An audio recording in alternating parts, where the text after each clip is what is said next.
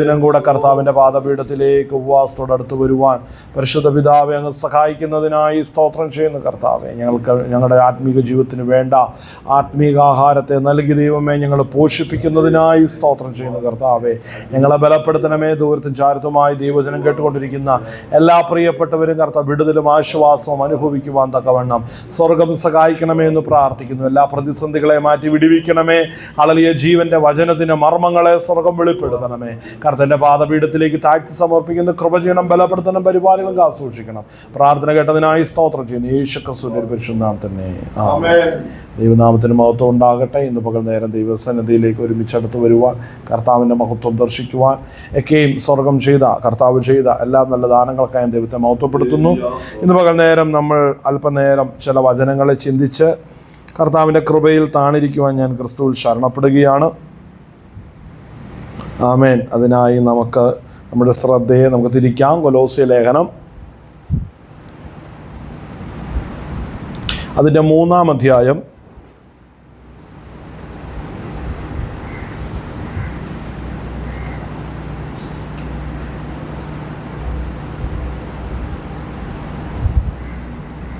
അതിൻ്റെ 3-ാം വാക്യം. കൊലോസ്യർക്ക് എഴുതിയ ലേഖനം 3-ാം അധ്യായം അതിൻ്റെ 3-ാം വാക്യം. നിങ്ങൾ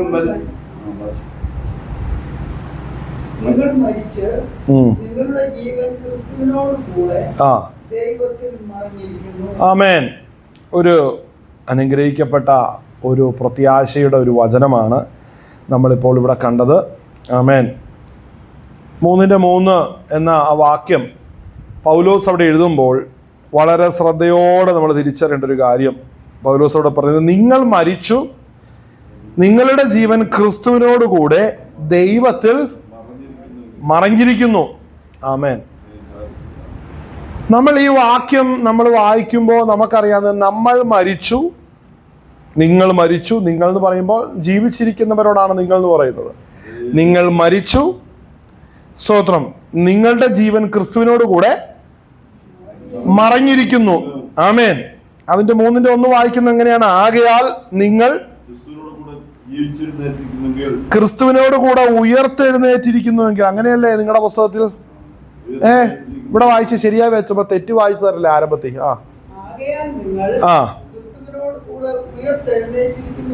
നിങ്ങൾ ക്രിസ്തുവിനോട് കൂടെ ഉയർത്തെഴുന്നേറ്റിരിക്കുന്നു എങ്കിൽ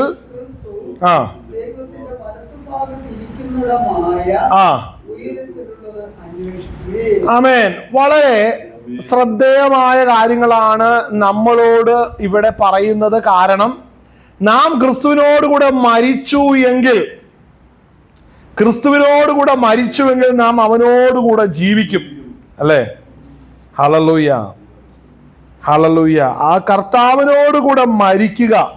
റോമാലേഖനം 6-ാം അധ്യായം അതിൻ്റെ 3-ാം വാക്യം. റോമാലേഖനം 6-ാം അധ്യായം അതിൻ്റെ 3-ാം വാക്യം നമുക്കൊന്ന് വായിക്കാം. ആമേൻ. ഒന്ന് വായിച്ചേ. എൻ്റെ പുസ്തകം തുറന്ന പുസ്തകത്തിലുള്ള റോമാലേഖനം 6-ാം അധ്യായം 3-ാം വാക്യം വായിച്ചാട്ടെ.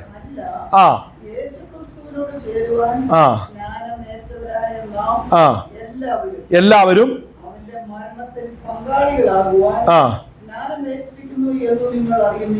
അപ്പോൾ മനസ്സിലാക്കണം, സ്നാനം എന്ന് പറയുന്ന ഒന്നേ ഉള്ളൂ. അത് വിശ്വാസ സ്നാനമാണ്. നമ്മുടെ പാപ മനുഷ്യനെ അടക്കം ചെയ്യുവാൻ, ക്രിസ്തുയേശുവിനോടുകൂടെ ചേരുവാനാണ് സ്നാനമേൽക്കുന്നത്. ആമേൻ. അപ്പോൾ സ്നാനം എന്താ? കൈക്കുഞ്ഞിന് സ്നാനമുണ്ടോ? നമ്മൾ പറയും ശിശു സ്നാനം പാടില്ല, മുതിർന്ന സ്നാനവും പാടില്ല. എൻ്റെ അർത്ഥം പറയാം. കാര്യം ജഡം വലുതായിട്ട് കാര്യമില്ല, വിശ്വസിക്കാൻ പ്രാപ്തിയെത്തണം. ആമേൻ. ശിശു സ്നാനവും അല്ല ശരി, മുതിർന്ന സ്നാനവും അല്ല ശരി, വിശ്വാസ സ്നാനമാണ് ശരി. ആമേൻ. വിശ്വസിക്കുവാൻ കർത്താവായ യേശു ക്രിസ്തു ദൈവമാണെന്നും എന്റെ പാപത്തിന്റെ പരിഹാരത്തിന് വേണ്ടി പിതാവിന്റെ സന്നിധിയിൽ നിന്ന് പ്രിയപുത്രൻ ലോകത്തിൽ വന്നു എന്നും, ഞാൻ മരിച്ച് നിത്യമായ നാശത്തിൽ ആളിലെ പോകേണ്ടിരുന്ന എന്നെ വീണ്ടെടുക്കേണ്ടതിന് വേണ്ടി എനിക്ക് പകരക്കാരനായി കാൽവറിയിൽ മരണശിക്ഷ ഏറ്റുകൊണ്ട് എനിക്ക് പകരക്കാരനായി ക്രിസ്തു മരിച്ചു എന്ന് ഞാൻ വിശ്വസിക്കുകയും കർത്താവായ യേശു ക്രിസ്തുവിന്റെ കൽപ്പന പ്രകാരം വീണ്ടും ജനനത്തിന്റെ ഭാഗമാകുന്ന വിശ്വാസ സ്നാനം ഏൽക്കുകയും ചെയ്യുമ്പോൾ ഞാൻ ക്രിസ്തുയേശുവിനോടുകൂടെ മരിക്കുകയാണ്, എന്റെ പഴയ സൃഷ്ടി അവനോടുകൂടെ അടക്കുകയാണ് ചെയ്തിരിക്കുന്നത്. ആമേൻ. ഈ പ്രത്യാശയുള്ള ഒരു കാര്യത്തിൽ ദൈവത്തെ ബോധപ്പെടുത്തിയാട്ടെ. ഹല്ലേലൂയ. അപ്പോ വിശ്വസിച്ച് ക്രിസ്തുയേശുവിനോട് കൂടെ ചേരുക എന്ന് പറഞ്ഞാൽ സ്തോത്രം, കർത്താവായ യേശു ക്രിസ്തു വിശ്വസിക്കുകയും എന്റെ പാപമനുഷ്യനെ ക്രിസ്തുവിനോട് കൂടെ അടക്കം ചെയ്യുവാൻ വേണ്ടിയാണ് സ്തോത്രം ഹല്ലേലൂയ നാം സ്നാനമേറ്റിരിക്കുന്നത്. അങ്ങനെയല്ല ഇവിടെ പറയുന്നത്. ഇവിടെ വായിക്കുന്നത് എങ്ങനെയെന്ന് ഒന്നും കൂടെ വായിച്ചേ. അല്ലാതെ നമുക്ക് ക്രിസ്തുയേശുവിനോട് കൂടെ ചേരുവ സ്നാനമേറ്റവരെന്ന് നാം എല്ലാവരും അപ്പോൾ സ്നാനമേൽക്കുന്ന ഏത് വ്യക്തിയും ക്രിസ്തുവിന്റെ മരണത്തോട് പങ്കാളിത്തം വഹിക്കുകയാണ്. ആമേൻ. നാം വെള്ളത്തിലേക്ക് നമ്മളുടെ ശരീരം മുങ്ങുമ്പോൾ നമ്മുടെ പാപമനുഷ്യൻ അടക്കപ്പെടുകയും നാം വെള്ളത്തിൽ നിന്ന് കയറുമ്പോൾ പുതിയ സൃഷ്ടി ഉയർക്കുകയുമാണ് ചെയ്യുന്നത്. ആമേൻ. പുതിയ സൃഷ്ടി നമ്മൾ വെള്ളത്തിൽ നിന്ന് കയറുമ്പോൾ നമ്മുടെ പുതിയ സൃഷ്ടി ഉയർക്കുകയുമാണ് ചെയ്യുന്നത്. അങ്ങനെ നാം വീണ്ടും ജനിച്ചവരായി തീർന്നു. അങ്ങനെ വീണ്ടും ജനനത്തിന്റെ അനുഭവമില്ലാതെ വെള്ളത്തിൽ കയറി ഇറങ്ങിയത് കൊണ്ട് ഒരിക്കലും അത് വിശ്വാസമാകുന്നില്ല, വീണ്ടും ജനനമാകുന്നില്ല. വിശ്വസിക്കുന്നത് എന്താണ് വിശ്വസിക്കേണ്ടത്? എന്റെ പാപമനുഷ്യനെ ക്രിസ്തുയേശുവിനോട് കൂടെ അടക്കണം. ഈ പ്രത്യാശ വിശ്വാസത്താൽ ഉള്ളവർ മാത്രമാണ് വീണ്ടും ജനനത്തിന്റെ അനുഭവമുള്ളവർ. അല്ലാതെ വെള്ളത്തിൽ സ്നാനപ്പെട്ടത് കൊണ്ട് വീണ്ടും ജനനം ലഭിക്കുന്നില്ല. വിശ്വസിച്ചവർ സ്നാനമേൽക്കുമ്പോൾ ദൈവത്തിന്റെ ആത്മാവാകുന്ന പരിശുദ്ധാത്മാവ് വിശ്വസിച്ചവരുടെ ഹൃദയത്തിൽ നൽകുമ്പോൾ നമുക്കത് വിശ്വാസമായി പരിണമിക്കുവാനിടയായി തീരും. ഹല്ലേലൂയ. അപ്പോ സ്നാനമേൽക്കാതെ ഒരുവൻ കർത്താവിനെ വിശ്വസിക്കുന്നുണ്ടെന്ന് പറഞ്ഞ അത് അംഗീകരിക്കാൻ കഴിയത്തില്ല. കാര്യം, നീ വിശ്വസിക്കുന്നുവെങ്കിൽ നീ സ്നാനമേൽക്കണം. ആമേൻ. വിശ്വസിക്കുന്നുവെങ്കിൽ സ്നാനമേൽക്കണം. വിശ്വസിക്കാതെ സ്നാനമേൽക്കാതെ ഒരുത്തം വിശ്വസിക്കുന്നു പറഞ്ഞാൽ അവൻ കള്ളനാന്ന് പറയാനേ പറ്റത്തുള്ളൂ. മനസ്സിലാക്കണം. സ്നാനമേൽക്കാത്ത ഒരുവനെ സംബന്ധിച്ച് അവന്റെ വായിൽ നിന്ന് വരുന്ന എത്ര മധുരവാക്കാണെങ്കിലും ശരി, അതൊന്നും ദൈവത്തിന്റെ ന്യായത്തിനും നീതിക്കും ഉതകുന്നതല്ല. കാരണം അവൻ ദൈവപുത്രനോടുകൂടെ മരണത്തിന്റെ സദൃശത്തോട് ഏകീഭവിക്കുന്നില്ലെങ്കിൽ അവൻ ഒരിക്കലും പുനരുത്ഥാനത്തിന്റെ സദൃശത്തോടും ഏകീഭവിക്കത്തില്ല. ആമേൻ. വായിച്ചേ, തുറന്ന് വായിച്ചേ. അങ്ങനെ നാം അവന്റെ മരണത്തിൽ പങ്കാളികളായി തീർന്ന കണ്ടോ, അവനോടുകൂടെ കുഴിച്ചിടപ്പെട്ടു. ഇതൊക്കെ അറിവുള്ള വ്യക്തിയാണ് വീണ്ടും ജനിച്ച വ്യക്തി. ഞാൻ എന്റെ പാപമനുഷ്യനെ കുഴിച്ചിട്ടു. ഇനി തല്ലാൻ ഒരു അവസരം വന്നാൽ തല്ലാൻ പാടില്ല. തെറി പറയാൻ ഒരു അവസരം വന്നാൽ തെറി പറയാൻ പാടില്ല. പാപം ചെയ്യാൻ അവസരം വന്നാൽ പാപം ചെയ്യരുത്. കാരണം ഞാൻ എന്റെ പഴയ മനുഷ്യനെ അടക്കിയിരിക്കുന്നു. ഞാൻ മനസ്സോത്ര കണക്ക് ബോധിപ്പിക്കുന്ന ഒരിടമുണ്ട് ദൈവസന്നിധിയില്. മനസ്സിലാവുന്നുള്ളോ? മനുഷ്യന്റെ മുമ്പിലല്ല, വീണ്ടും ജനിച്ചവരെപ്പോഴും കമ്മിറ്റഡ് ആയിരിക്കുന്നത് ദൈവസന്നിധിയിലായിരിക്കും. ദൈവസന്നിധിയിലായിരിക്കും. അവന് പ്രതിബദ്ധതയുള്ളത് ക്രിസ്തുവിന്റെ സന്നിധിയിലാണ്. കാര്യം, എന്നെ വിലയ്ക്ക് മേടിച്ചവൻ ഉയരത്തിലുണ്ട്. എന്റെ കുറവുകളെയും എന്റെ തെറ്റുകളെയും കണക്കെഴുതി വെച്ചിരിക്കുന്ന ഒരു ഇടമുണ്ട്. അതുകൊണ്ട് അവന്റെ സന്നിധിയോടായിരിക്കണം എനിക്ക് അളവിയ പറ്റുമാനമുള്ളത്. നീ തെറ്റ് ചെയ്താൽ നീ ഭയപ്പെടണം. പാപം ചെയ്താൽ നീ ഭയപ്പെടണം. വഴിതെറ്റാൽ നീ ഭയപ്പെടണം. ഹല്ലേലൂയ. ദൈവമക്കൾക്ക് മാത്രമുള്ളതാട്ടോ ഇത്. ദൈവമക്കൾക്ക് മാത്രമുള്ളതാണ്. അതുകൊണ്ട് പാപം ചെയ്ത അളവിയ ദൈവസന്നിധിയിലേക്ക് കണ്ണുയർത്തുവാൻ ഒരു വീണ്ടും ജനിച്ച ദൈവവൈതന്റെ മാത്രമേ കഴിയത്തുള്ളൂ. മനസ്സിലാവുന്നുണ്ടോ? വീണ്ടും ജനിച്ച ഒരു ദൈവവൈതല് മാത്രം പാപം ചെയ്ത സ്വർഗത്തിലേക്ക് കർത്താവേ എന്ന് പറഞ്ഞു സ്വർഗത്തിലേക്ക് നോക്കാൻ കഴിയത്തുള്ളൂ. അല്ലെങ്കിൽ അത് സാരമില്ല, പോട്ടെ, എനിക്ക് പ്രശ്നമൊന്നുമില്ലെന്ന് പറഞ്ഞ് പോണെന്നുണ്ടെങ്കിൽ മനസ്സിലാക്കിക്കോണം, അവന്റെ മേലൊരു കർത്താവുണ്ടെന്ന് അവൻ വിശ്വസിച്ചിട്ടില്ല. നാളുകളായി പാപം ചെയ്തിട്ട് ഏറ്റു പറയാതെ ഇന്നും ജീവിക്കുന്ന ഒരു വ്യക്തി ഉണ്ടെങ്കിൽ മനസ്സിലാക്കിക്കോണം, ആ വ്യക്തിയും സ്വർഗത്തിലൊരു ദൈവമുണ്ടെന്നുള്ള ഭയമില്ലാത്തത് കൊണ്ടാണ് പഴയ ജീവിത ശൈലിയിൽ തുടരുന്നത്. ആമേൻ. ഹല്ലേലൂയ. വീണ്ടും ജനിക്കുക എന്നൊക്കെ പറയുന്നത് എളുപ്പമുള്ള കാര്യമല്ല. വില കൊടുക്കുന്നവന് മാത്രമാ ഈ മാർഗം മഹത്വമായിരിക്കുന്നുള്ളൂ. ആമേ. നമ്മൾ എന്തെങ്കിലും ഒരു കുറവ് ചെയ്തിട്ടുണ്ടെങ്കിൽ വന്നിട്ടുണ്ടെങ്കിൽ കുഞ്ഞുങ്ങളെ, നിങ്ങൾ പാപം ചെയ്യാതിരിപ്പാൻ ഞാൻ നിങ്ങളോട് ഇത് പറയുന്നു. ഒരുവൻ പാപം ചെയ്തുവെങ്കിൽ നീതിമാനായ യേശു ക്രിസ്തു എന്ന കാര്യസ്ഥൻ എനിക്ക് പിതാവിന്റെ അടുക്കലുണ്ട്. അവന്റെ പാപങ്ങൾക്ക് പ്രായശ്ചിത്തമാകുന്നു. നമ്മുടേതിന് മാത്രമല്ല, മുഴു ലോകത്തിന്റെ പാപത്തിന് കർത്താവായ യേശു ക്രിസ്തു പ്രായശ്ചിത്തമായിരിക്കുകയാണ്. അവന്റെ സന്നിധിയിലാണ് നമുക്ക് കാര്യമുള്ളത്. കരമൊരു ദൈവത്തെ മൗത്തപ്പെടുത്തിയാട്ടെ. ഹല്ലേലൂയ. നമ്മളെ ചേർക്കുവാൻ, നമ്മളെ പരിഗണിക്കുവാൻ, നമ്മളെ സ്നേഹിക്കുവാൻ, നമ്മളോട് നമ്മുടെ അവസ്ഥകളെ ചോദിക്കുവാൻ ലോകത്തിലൊരു മനുഷ്യനില്ലെങ്കിലും വേണ്ടെന്ന് വെച്ചോ. കാര്യം നമുക്കൊരു ദൈവം സ്വർഗത്തിലുണ്ടെങ്കിൽ നമുക്ക് മറ്റൊന്നും കണ്ട് ഭയപ്പെടണ്ട. മനസ്സിലാവുന്നുണ്ടോ? ഇതാണ് വിശ്വാസ ജീവിതത്തിന്റെ ഏറ്റവും വലിയൊരു പ്രത്യേകത. ആമേൻ. നമ്മെ വിളിച്ച ദൈവം ഉന്നതനാണ്, നമ്മുടെ ഭാരങ്ങളെ അറിയുന്നവനാണ്. പക്ഷേ ആ ഭാരങ്ങളും വേദനകളെല്ലാം പാപം ചെയ്തിട്ടാകരുത്. മനസ്സിലായോ? ആ ഭാരങ്ങളും വേദനകളും പാപം ചെയ്തിട്ടാകരുത്. ദൈവത്തിൽ നിന്ന് അകലം വിട്ട് നിന്നിട്ട് നിന്റെ ഭാരം വേദനയും മാറ്റണമെന്ന് വിചാരിച്ചാൽ നടപ്പില്ല. അങ്ങനെയുള്ളവർ മടങ്ങി വരിക. സ്വന്തം രക്ഷിക്കപ്പെടേണ്ടവൻ രക്ഷിക്കപ്പെടുക, വീണ്ടും ജനിക്കേണ്ടവൻ വീണ്ടും ജനിക്കുക, ദൈവകൃപയിൽ വന്നവൻ തെറ്റ് ചെയ്ത് ഏറ്റുപറയുക. ഇതിനെല്ലാം നീ ദൈവസന്നിധി ചെന്നേ മതിയാകത്തുള്ളൂ. എല്ലാത്തിനും ദൈവസന്നിധി ചെല്ലണം. സ്നാനപ്പെടാത്തവരുത് ദൈവസന്നിധി എവിടാന്ന് ചോദിക്കും, അല്ലേ? അത് രക്ഷിക്കപ്പെടാത്തത് കൊണ്ടാ. നീ നിന്റെ പാപങ്ങളെ ഏറ്റുപറഞ്ഞുകൊണ്ട് നീ ക്രിസ്തുയേശുവിന്റെ നാമത്തിലും പിതാവിന്റെ പുത്രന്റെ പരിശുദ്ധാത്മാവിന്റെ നാമത്തിൽ നീ സ്നാനമേൽക്ക. നിന്റെ പാപങ്ങളെ കഴുകിക്കളക. യേശു ക്രിസ്തുവിൽ നീ വിശ്വസിക്ക. അതാണ് നീ ആദ്യം ചെയ്യേണ്ടത്. ഇനി സ്തോത്രം രക്ഷിക്കപ്പെട്ട നീ, ഹല്ലേലൂയ സ്തോത്രം, സ്തോത്രം സ്നാനപ്പെട്ട നീ ഒരിക്കലെങ്കിലും ഹല്ലേലൂയ ഞാനിനി എന്നാ ദൈവസന്നിധിയിൽ ചെല്ലാൻ എന്നാ വേണ്ടെന്ന് ചോദിച്ചാൽ അതിനൊരു മറുപടിയേ ഉള്ളൂ. എന്നാന്നറിയാം മറുപടി? ദൈവസന്നിധിയിൽ ചെല്ലുന്ന നിന്റെ പാപം നീ ഒന്ന് ഏറ്റുപറഞ്ഞേ. ഹല്ലേലൂയ സ്നാനപ്പെട്ട നീ കർത്താവിന്റെ സന്നിധി ഏതാന്ന് കുടുക്ക് ചോദ്യം ദൈവദാസന്മാരോട് ചോദിക്കുന്ന ചില ഹല്ലേലൂയ സ്തോത്രം ക്രൂക്കഡായിട്ട് നടക്കുന്നവരുണ്ട്. മനസ്സിലായോ? ലിറ്ററലി ക്രൂക്കഡാണ് അവര്. ക്രൂക്കഡാണ്. കാര്യം അവർ ദൈവത്തെ കളിപ്പിച്ചിട്ടിരിക്കുകയാണ്. ദൈവദാസന്മാർക്കും ഹല്ലേലൂയ ചുറ്റുവാൻ അവരുടെ വിഷയത്തിൽ സ്തോത്രം കുഴയ്ക്കാൻ വേണ്ടി ഓരോ ചോദ്യം ചോദിക്കും. ദൈവസന്നിധി എവിടെയാ പാസ്റ്റർ എന്ന്. സ്നാനപ്പെട്ടത് എന്നെ കണ്ടിട്ടാണ് നീ ചോദിക്കാനുള്ള കൃപ ദൈവദാസന്മാരും പ്രാപിച്ചിരിക്കണം. ഹല്ലേലൂയ സ്തോത്രം. നമ്മൾ മനസ്സിലാക്കണം, ഈ കോഴി ഫാം പോലെ സഭകളായ പ്രശ്നമാണ്. എന്നാന്നറിയാമോ? ചിലത് അകത്തിരിക്കുന്നത് അടുത്ത ദിവസം അറക്കാൻ വെച്ചേക്കുന്നത് അത് ചത്തോ ജീവിച്ചോ എന്നൊന്നും അതിന്റെ കഴുത്ത് അറക്കാനിരിക്കുന്നവൻ അറിയത്തില്ല. ഇതുപോലെ ആകരുത് വിശ്വാസി. ഓരോന്നിനും ജീവനുണ്ടോ എന്നൊക്കെ പോയി ടെസ്റ്റ് ചെയ്ത് നോക്കണം. നമ്മളുടെ ടെസ്റ്റ് ചെയ്യില്ലേ? ദൈവം കയറി ടെസ്റ്റ് ചെയ്താൽ അത് ദൈവസഭയിൽ ഇരിക്കുന്നവർക്കെല്ലാം തലവേദനയായി തീരും. എന്താ സംഭവം എന്നറിയാമോ? ഒത്തിരി പേര് ഈ രക്ഷാനുഭവമൊക്കെ നഷ്ടമായിട്ട് വർഷങ്ങളായിട്ട് പിന്മാറിയിട്ട് റെഗുലറായിട്ട് വാച്ച് നോക്കി കലണ്ടർ നോക്കി സഭായോഗം മുടക്കാതെ വരുന്നവരുണ്ട്. അവരൊക്കെ എന്നോ പിന്മാറി കിടക്കുന്നതെന്നറിയാമോ? എന്താ പറയുന്നതിന് അർത്ഥം മനസ്സിലായോ? ദൈവാത്മാവുമായിട്ട് ബന്ധമില്ലാതെ, ഹല്ലേലൂയ മനസാക്ഷിയിൽ ക്രിസ്തുവിനെ ആരാധിക്കാതെ, ഹല്ലേലൂയ ഏത് വിഷയത്തിനും ദൈവസന്നിധി ചെല്ലാൻ അറിവില്ലാതെ, ഹല്ലേലൂയ വെറും ക്ലബിന്റെ സംസ്കാരത്തിൽ ജീവിക്കുന്നവരുണ്ട്. അവരൊക്കെ എപ്പോഴോ വീണുപോയി.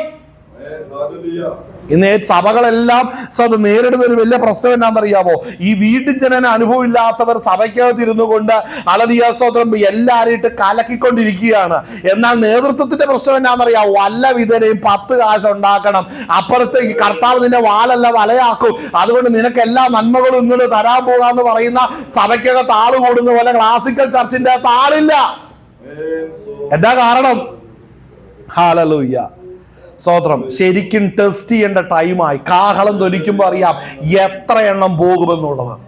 ഹല്ലേലൂയ എത്ര എണ്ണം യഥാർത്ഥത്തിൽ പോകുമെന്നുള്ളത് കണ്ടറിയണം. വീണ്ടും ജനനം പ്രാപിക്കാത്ത ഒരുവന് ഒരിക്കലും കർത്താവിന്റെ സാന്നിധ്യം അനുഗ്രഹമായോ ആശ്വാസമായോ ഒരിക്കലും വരത്തില്ല. വീണ്ടും ജനനം ആത്മാവിൽ പ്രാപിച്ച ഒരു വ്യക്തിക്ക് എല്ലാ വിഷയത്തിലും അവൻ ദൈവസന്നിധി ചൊല്ലും. ഹല്ലേലൂയ. നീ ഇരിക്കുന്നിടത്ത് നിന്റെ ആത്മകണ്ണുകൾ സ്വർഗത്തിലേക്ക് ഉയർത്തി കർത്താവേ എന്ന് വിളിക്കുമ്പോൾ നിന്റെ ആത്മമനുഷ്യനെ നിറയ്ക്കുവാൻ പരിശുദ്ധാത്മാവ് തന്റെ കൃപകളാൽ നിന്നെ ബലപ്പെടുത്തുമ്പോൾ നീ നിൽക്കുന്ന ഇടമാണ് മകനെ ദൈവസന്നിധി. നിന്റെ കാലേ കിടക്കുന്ന ചെരുപ്പാണ് ഊരിക്കളയേണ്ടത്. മനസ്സിലാകുന്നുണ്ടോ? ഹല്ലേലൂയ. പണ്ട് മോശ പർവ്വതത്തിൽ കയറി. ഇന്ന് 40-50 വർഷമായ വിശ്വാസിയോട് ഇന്ന് കഥ പറയാതെ അവൻ ആത്മീയ ദൂത് വെളിപ്പെടില്ല. എവിടാ കിടക്കുന്നതെന്നറിയോ? വർഷങ്ങളായി വിശ്വാസി വന്നവനോട് ഇപ്പോഴും കുരുവിയുടെ ആനയുടെ കഥ പറഞ്ഞിട്ട് അതിന്റെ കൂടെ കർത്താവിന്റെ ഉപദേശം കൊടുക്കാനിരിക്കുന്ന ഇടങ്ങളുണ്ട്. ആമേൻ. പലയിടങ്ങളും സ്വന്തം ഫെയിലിയർ ആയിക്കൊണ്ടിരിക്കുക. എന്താണെന്നറിയാമോ? പലർക്കും അഭിഷേകമില്ല, ദൈവശക്തിയില്ല, ദൈവവേലയ്ക്ക് വിളിയില്ലാതെ തോന്നി വഴി പോവുകയാണ്, ലോകത്തിൽ നടക്കുകയാണ്. ഇതിനെല്ലാം ഒരു തിരിച്ചടി ഉണ്ടെന്നും കൂടെ മറന്നു പോകരുത്. ആമേൻ. എന്താ നമ്മൾ വായിച്ചേ? സ്വന്തം ആ ഭാവം വായിച്ചേ. കണ്ടോ? സ്നാനത്തിൽ അവനോടുകൂടെ കുഴിച്ചിടപ്പെട്ട ഒരുവനെ സംബന്ധിച്ച് കൊലോസ്യ ലേഖനത്തിൽ അവിടെ പറയുന്നത് എന്താണ്? ഹല്ലേലൂയ, നിങ്ങൾ മരിച്ചു നിങ്ങളുടെ ജീവൻ ക്രിസ്തുവിനോടുകൂടെ ദൈവത്തിൽ മറഞ്ഞിരിക്കുന്നു. ഹല്ലേലൂയ, എന്റെ ജീവൻ എവിടാ? ക്രിസ്തുവിൽ മറഞ്ഞിരിക്കുകയാണ്. ഞാൻ മരിക്കുമ്പോൾ അവന്റെ സന്നിധിയിൽ പ്രത്യക്ഷമാകുവാൻ ഇടയായിത്തീരും. ആമേൻ. ക്രിസ്തുവിൽ മറഞ്ഞിരിക്കുക. ആമേൻ. ക്രിസ്തുവിൽ മറഞ്ഞിരിക്കുക. അപ്പോൾ സ്നാനമേറ്റവരായ നാം ഓരോരുത്തരും വിശ്വാസ സ്നാനവും വീണ്ടും ജനനവും നമ്മൾ ആത്മാവിൽ പ്രാപിച്ചിട്ടുണ്ടെങ്കിൽ നമ്മൾ ദൈവരാജ്യത്തിൽ പോകുവാൻ ഇടയായിത്തീരും. ആമേൻ. ദൈവരാജ്യം അങ്ങനെയുള്ളവർക്കാണ് ഒരുക്കി വെച്ചിരിക്കുന്നത്. ക്രിസ്തുവിന്റെ കഷ്ടങ്ങളോട് നാം സ്വന്തം ബന്ധപ്പെട്ടിരിക്കുകയാണ്. അതുകൊണ്ട് കർത്താവിന്റെ കഷ്ടാനുഭവങ്ങളോട് നാം ബന്ധിക്കപ്പെട്ടിരിക്കുന്നു എന്ന് തിരിച്ചറിയുന്നവർ ആരാന്നറിയാവോ? പാപങ്ങളെ, ഈ കുറവുകളെ ദൈവസന്നിധിയിൽ ഏറ്റുപറയാൻ മടി കാണിക്കാതെ മറന്നു പോകാതെ ജീവിക്കുന്നവരെ മാത്രമാണ്. എല്ലാവരും ഒന്നും ദൈവസന്നിധി കുറവുകളൊന്നും ഏറ്റുപറയുന്നില്ലെന്ന്. എത്രയോ വർഷമായിട്ട് ഒരു പ്രശ്നമില്ലാതെ എന്തെങ്കിലും പ്രശ്നം വരുമ്പോൾ, വിശേഷാൽ സാമ്പത്തിക വിഷയമോ മറ്റേതര പ്രശ്നങ്ങളോ മാത്രം വരുമ്പോൾ ദൈവസന്നിധി വന്ന് പ്രാർത്ഥന ആരാധനയാന്ന് പറഞ്ഞ് വരുന്നവരുണ്ട്. അവരല്ല അവർക്ക് പ്രശ്നം വരുന്നതുകൊണ്ടാണ് അവർ ദൈവത്തിലേക്ക് വരുന്നത്. അല്ലെങ്കിൽ അവർ ദൈവത്തെ അന്വേഷിക്കുന്നില്ല. ഒരിക്കലും അന്വേഷിക്കാത്തവരുണ്ട്. ഹല്ലേലൂയ. കാര്യങ്ങളെല്ലാം അടിപൊളിയായിട്ട് പോകുന്നുണ്ടെങ്കിൽ ദൈവത്തെ അന്വേഷിക്കത്തില്ലെന്ന്. ആമേൻ. മിക്ക സഭകളുടെ അകത്ത് നമ്മൾ ചെല്ലുമ്പോ, പല വിഷയങ്ങൾക്ക് പ്രാർത്ഥിക്കാനായിട്ട് ചെല്ലുമ്പോ കാണുന്നത് അവിടെ ഒത്തിരി നാളുകളായിട്ട് പ്രശ്നങ്ങൾ പലരുടെ ജീവിതത്തിൽ വന്നേക്കുവാണ്. ആ പ്രശ്നങ്ങൾക്ക് പരിഹാരം വരണം. പരിഹാരം എങ്ങനെ വരണം? പ്രാർത്ഥിക്കണം. പ്രാർത്ഥിച്ചതിന് തീരുമാനം പറയണം. മനസ്സിലാകുന്നുണ്ടോ? എന്തുകൊണ്ടാണ്? ഞാൻ ചിന്തിക്കുന്ന ഒരു കാര്യമാണ്, എന്തുകൊണ്ട് ഒരു സഭയ്ക്കകത്ത് ഒരു വിഷയമുണ്ടെങ്കിൽ ആ സഭയിലെ വിഷയത്തിന് വേണ്ടി പ്രാർത്ഥിക്കാൻ ആ വിശ്വാസികളാകട്ടെ വ്യക്തികളാകട്ടെ അതാത് സഭയിലെ ദൈവദാസന്മാരുടെ അടുക്കൽ പോകാത്തത്? ഒന്ന്. രണ്ടാമത്തെ കാര്യം, മറ്റൊരിടത്തുനിന്ന് ഒരു പ്രവാചകന്റെ അടുക്കലൂടെ മാത്രമാ ദൈവശബ്ദം കേൾക്കത്തുള്ളൂ എന്ന് വിചാരിച്ച് ആശയോടെ ഇരിക്കുന്നതിന് കാരണം എന്താ? ഒരേ ഒരു കാരണമേ ഉള്ളൂ. ഹല്ലേലൂയ. ദൈവം അവരുടെ മേൽ ഭരിക്കാനാക്കി വെച്ചിരിക്കുന്ന ദൈവദാസനോട് തുറന്നു പറയുവാൻ അവർക്ക് മനസ്സില്ല. ഈ സ്വഭാവം തന്നെയാ വാസ്തവത്തിൽ അവർ ദൈവത്തോട് കാണിക്കുന്നത്. മനസ്സിലായോ? യഥാർത്ഥത്തിൽ അവർ ദൈവത്തോട് കാണിക്കുന്നത് ആ സ്വഭാവം തന്നെയാ. എനിക്കെന്റെ ദൈവദാസനെ, എന്നെ നടത്തേണ്ടതിന് ആക്കി വെച്ചിരിക്കുന്ന ദൈവദാസനെ എനിക്ക് ഇഷ്ടമല്ല. അവർ മറ്റൊരു യേശുവിനെ പ്രതീക്ഷിക്കുക. അതുകൊണ്ടാ മറ്റൊരു ദൈവദാസന്റെ മുമ്പിൽ പോകുന്നത്. മറ്റൊരു ദൈവദാസന്റെ അടുത്ത് ചെല്ലുമ്പോൾ എന്നെ പ്രത്യേകം അറിയോ? ഒന്നേന്ന് പറഞ്ഞ് മനസ്സിലാക്കണം, എന്റെ ദൈവദാസന് എന്നെ കുറിച്ച് പൂർണ്ണമായിട്ട് അറിയാവുന്നതുപോലെ അറിയത്തില്ലല്ലോ ഇന്ന് രാവിലെ ശുശ്രൂഷയ്ക്ക് വന്ന ദൈവദാസന്. അതൊന്നേന്ന് പറഞ്ഞ് പഠിപ്പിക്കുന്നതിന് മുമ്പ് നമ്മളിങ്ങനെ ചുളുവില് കാര്യം നടത്തിയെടുക്കാൻ വേണ്ടി വരുന്ന ബുദ്ധിയുള്ളവരുണ്ട്. ആമേൻ. ഇതൊക്കെ ഇന്ന് സഭകൾ നേരിടുന്ന വിഷയങ്ങളാണ്. അനേകർക്ക് ഇന്നും ക്രിസ്തുവിൽ കർത്താവ് എന്നെ നടത്തുന്ന വഴികളിൽ തൃപ്തിയില്ല. അനേകർക്ക് ദൈവം നടത്തുന്ന വഴികളിൽ തൃപ്തിയില്ല, സമാധാനമില്ല, സ്വസ്ഥതയില്ല. പിന്നെ ദൈവം വേലയ്ക്ക് വിളിച്ചിട്ടില്ലാത്ത ദൈവദാസന്മാരും ഉണ്ട് കേട്ടോ, അഭിഷേകമില്ലാത്തവരുണ്ട് കേട്ടോ. അതും മറുവശത്ത് പറയണമല്ലോ. ദൈവം വേലയ്ക്ക് വിളിക്കാതെ എന്തോ കിട്ടുമെന്നും പറഞ്ഞ് ഇറങ്ങിയിരിക്കുന്ന ഒത്തിരി പേരുണ്ട്. ഹല്ലേലൂയ. റോമാലേഖനം വായിക്കുന്നത് 8-ാം അധ്യായം വായിക്കുന്ന നിർണയപ്രകാരം വിളിക്കപ്പെട്ടവർക്ക് സർവ്വം നന്മയ്ക്കായി കൂടി വ്യാപരിക്കുന്നു എന്നാ പറയുന്നത്. നിർണയപ്രകാരം വിളിക്കപ്പെട്ടവന്റെ ജീവിതത്തിൽ നന്മയ്ക്കായിട്ട് കൂടി വ്യാപരിക്കും.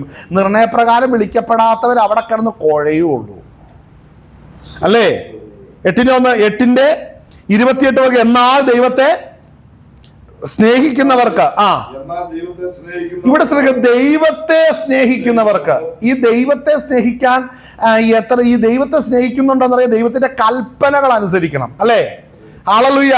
കർത്താവിന്റെ കൽപ്പനകൾ നമ്മൾ അനുസരിക്കുന്നുണ്ടോ എന്നുള്ളത് ദൈവത്തെ സ്നേഹിക്കുന്നുണ്ടോ എന്നുള്ളതിന്റെ തെളിവാണ്.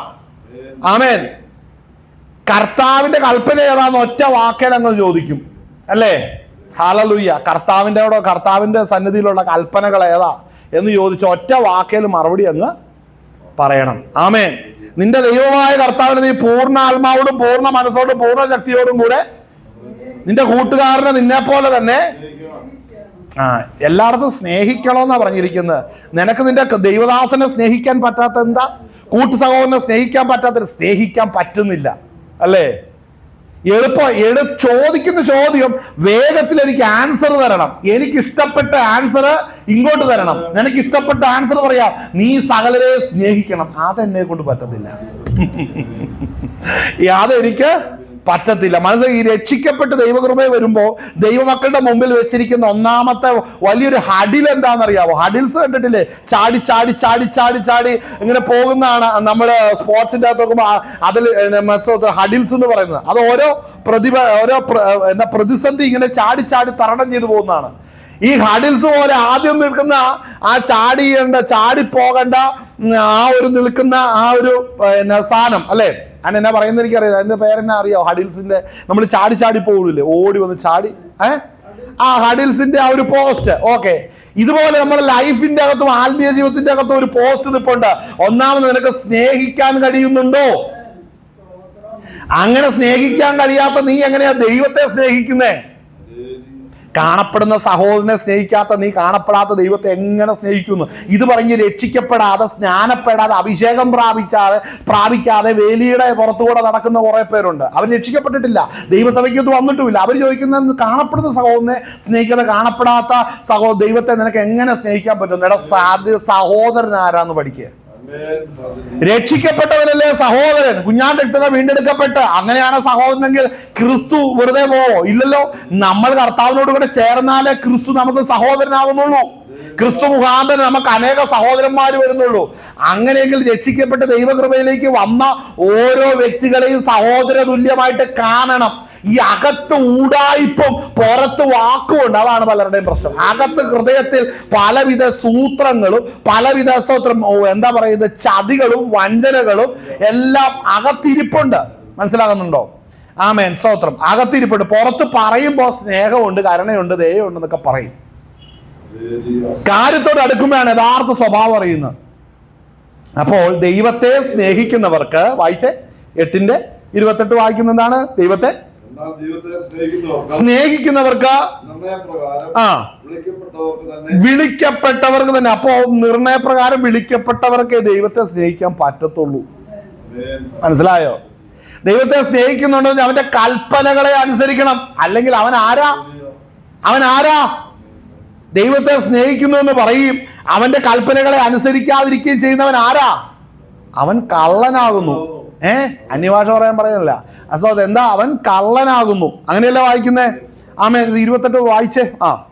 എന്നാൽ ദൈവത്തെ സ്നേഹിക്കുന്നവർക്ക് നിർണയപ്രകാരം വിളിക്കപ്പെട്ടവർക്ക് തന്നെ സകലവും നന്മയ്ക്കായി കൂടിയാവരിക്കുന്നു എന്ന് നാം അറിയുന്നു.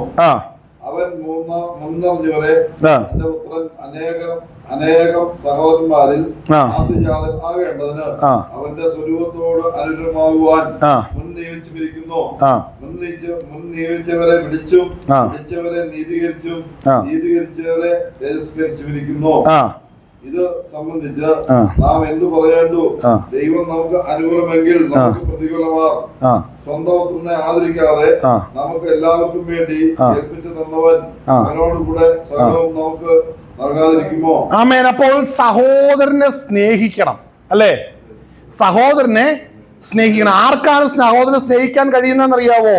ഹല്ലേലൂയ. എന്റെ പഴയ മനുഷ്യനെ ക്രിസ്തുയേശുവിന്റെ ക്രൂശ് മരണത്തോട് അവനോടുകൂടെ ക്രൂശിക്കുകയും അവനോടുകൂടെ അടക്കുകയും ചെയ്തു. എന്റെ പഴയ സൃഷ്ടി എന്നിൽ നിന്ന് മാറിയിരിക്കുന്നു. അവൻ മരണത്തിൽ നിന്ന് ഉയർത്തെഴുന്നേറ്റതിനോട് സമതുല്യമായിട്ട് വെള്ളത്തിൽ നിന്ന് കയറിയപ്പോൾ ഞാനും ഉയർത്തെഴുന്നേരിക്കുന്നു. ഞാൻ പുതിയ സൃഷ്ടിയാണെന്ന് വിശ്വസിക്കുന്നവർക്ക് മാത്രമേ തന്റെ കൂട്ട് സഹോദരനെ സ്നേഹിക്കാൻ കഴിയത്തുള്ളൂ. കാര്യം ഞാൻ എന്റെ പൂർവ്വകാലത്തെ ഓർക്കാതിരിക്കുന്നത് പോലെ, എന്റെ പഴയ കാലത്തെ ചിന്തിക്കാതിരിക്കുന്നത് പോലെ എന്റെ കൂട്ടു സഹോദരനെ ഞാൻ സ്നേഹിക്കുകയാണ്. അവനെ സ്നേഹിക്കാൻ കാരണം അവനും എന്നെ പോലെ തന്റെ മുമ്പുള്ള കാലം അവനും മറന്നിരിക്കുകയാണ്. ഇന്ന് പുതിയ സൃഷ്ടിയാണ്. പക്ഷെ ഇന്ന് സഭകളുടെ അകത്ത് നടക്കുന്ന എന്നാണെന്നറിയാമോ? ഈ വീണ്ടും ജനന അനുഭവം ഇല്ലാത്ത കുറെ പേര് പഴയ കാര്യവും പിടിച്ചുകൊണ്ട് വീണ്ടും ജീവിച്ചു തുടങ്ങും, വീണ്ടും വന്നു തുടങ്ങും. അവനെപ്പോഴും കാര്യങ്ങൾ പണ്ട് പറഞ്ഞ കാര്യം പഴയ കാര്യം പറഞ്ഞുകൊണ്ട് ഈ പുതിയ ജീവിതത്തിന്റെ അകത്തും അങ്ങനെയുള്ളവർ ഇടർച്ച വെച്ചുകൊണ്ടാണ് ഇരിക്കുന്നത്. മനസ്സിലായോ? വീട്ടിൽ ജനിച്ചിട്ടില്ല, പറയുമ്പോ പണ്ടത്തെ തൊലിയുടെ കാര്യം, പണ്ട് കിടന്ന ജാതിയുടെ കാര്യം, പണ്ട് കിടന്ന വർഗത്തിന്റെ കാര്യം, വർണ്ണത്തിന്റെ കാര്യം വിട്ട് കർത്താവ് നമ്മളിൽ നിന്ന് മാറ്റിക്കളയുവാൻ ആഗ്രഹിക്കുന്നത് വീണ്ടും കുഴിക്കകത്തുനിന്ന് പൊക്കിയെടുത്തുകൊണ്ട് ചിലർ വരുന്നുണ്ട്. മനസ്സിലാകുന്നുണ്ടോ? അങ്ങനെയുള്ളവരാണ് ഇന്ന് ക്രിസ്തീയ ജീവിതത്തിൽ നാറ്റ വിഷയങ്ങളായിക്കൊണ്ടിരിക്കുന്നത്. മനസ്സിലാകുന്നുണ്ടോ? ആ രക്ഷയുടെ അനുഭവം, ഞാൻ അവനോടുകൂടെ അടക്കപ്പെട്ടിരിക്കുന്നു, ഞാൻ പുതിയ സൃഷ്ടിയാണെന്ന് എത്ര പേർക്ക് പറയാൻ സാധിക്കും? ജാതികൾ ഒരുപക്ഷെ പറയും, അവൻ നമ്മുടെ വീടിന്റെ അടുത്താ കിടന്ന്, എനിക്ക് അവനെ അറിയാം, അവൻ അങ്ങനെയല്ലേ ഇങ്ങനെയല്ലേ. അവൻ വീണ്ടും ജനിച്ചിട്ട് അവൻ അത് പറയും. അവന്റെ വായൊന്നും നമ്മളാരും അടയ്ക്കാൻ, കർത്താവ് അടയ്ക്കുന്നില്ലല്ലോ, സ്വർഗം അടയ്ക്കുന്നില്ലോ, പിന്നെ നമ്മളെന്തിനാ അത് വിഷയം? അവൻ പറയട്ടെ, അവനോട് പറയാൻ അനുവാദം കൊടുക്കും. പക്ഷേ രക്ഷിക്കപ്പെട്ട് ദൈവകൃപയിൽ വന്നവൻ അത് പറഞ്ഞാൽ വളരെ സൂക്ഷിക്കണം. ആമേൻ. ഹല്ലേലൂയ, ഹല്ലേലൂയ, ഹല്ലേലൂയ. സ്തോത്രം. ഹല്ലേലൂയ, സ്തോത്രം. ആമേൻ. നമുക്ക് ചില വചനങ്ങൾ നമുക്ക് വായിക്കാം. സ്തോത്രം. നമുക്ക് യോഹന്നാൻ എഴുതിയ ലേഖനം, 1-ാം ലേഖനം,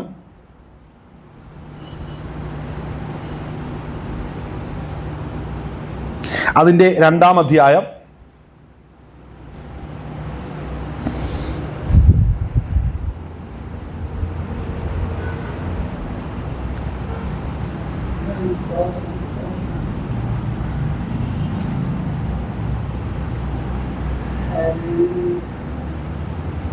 അതിന്റെ 7-ാം വാക്യം മുതൽ വായിച്ചേ.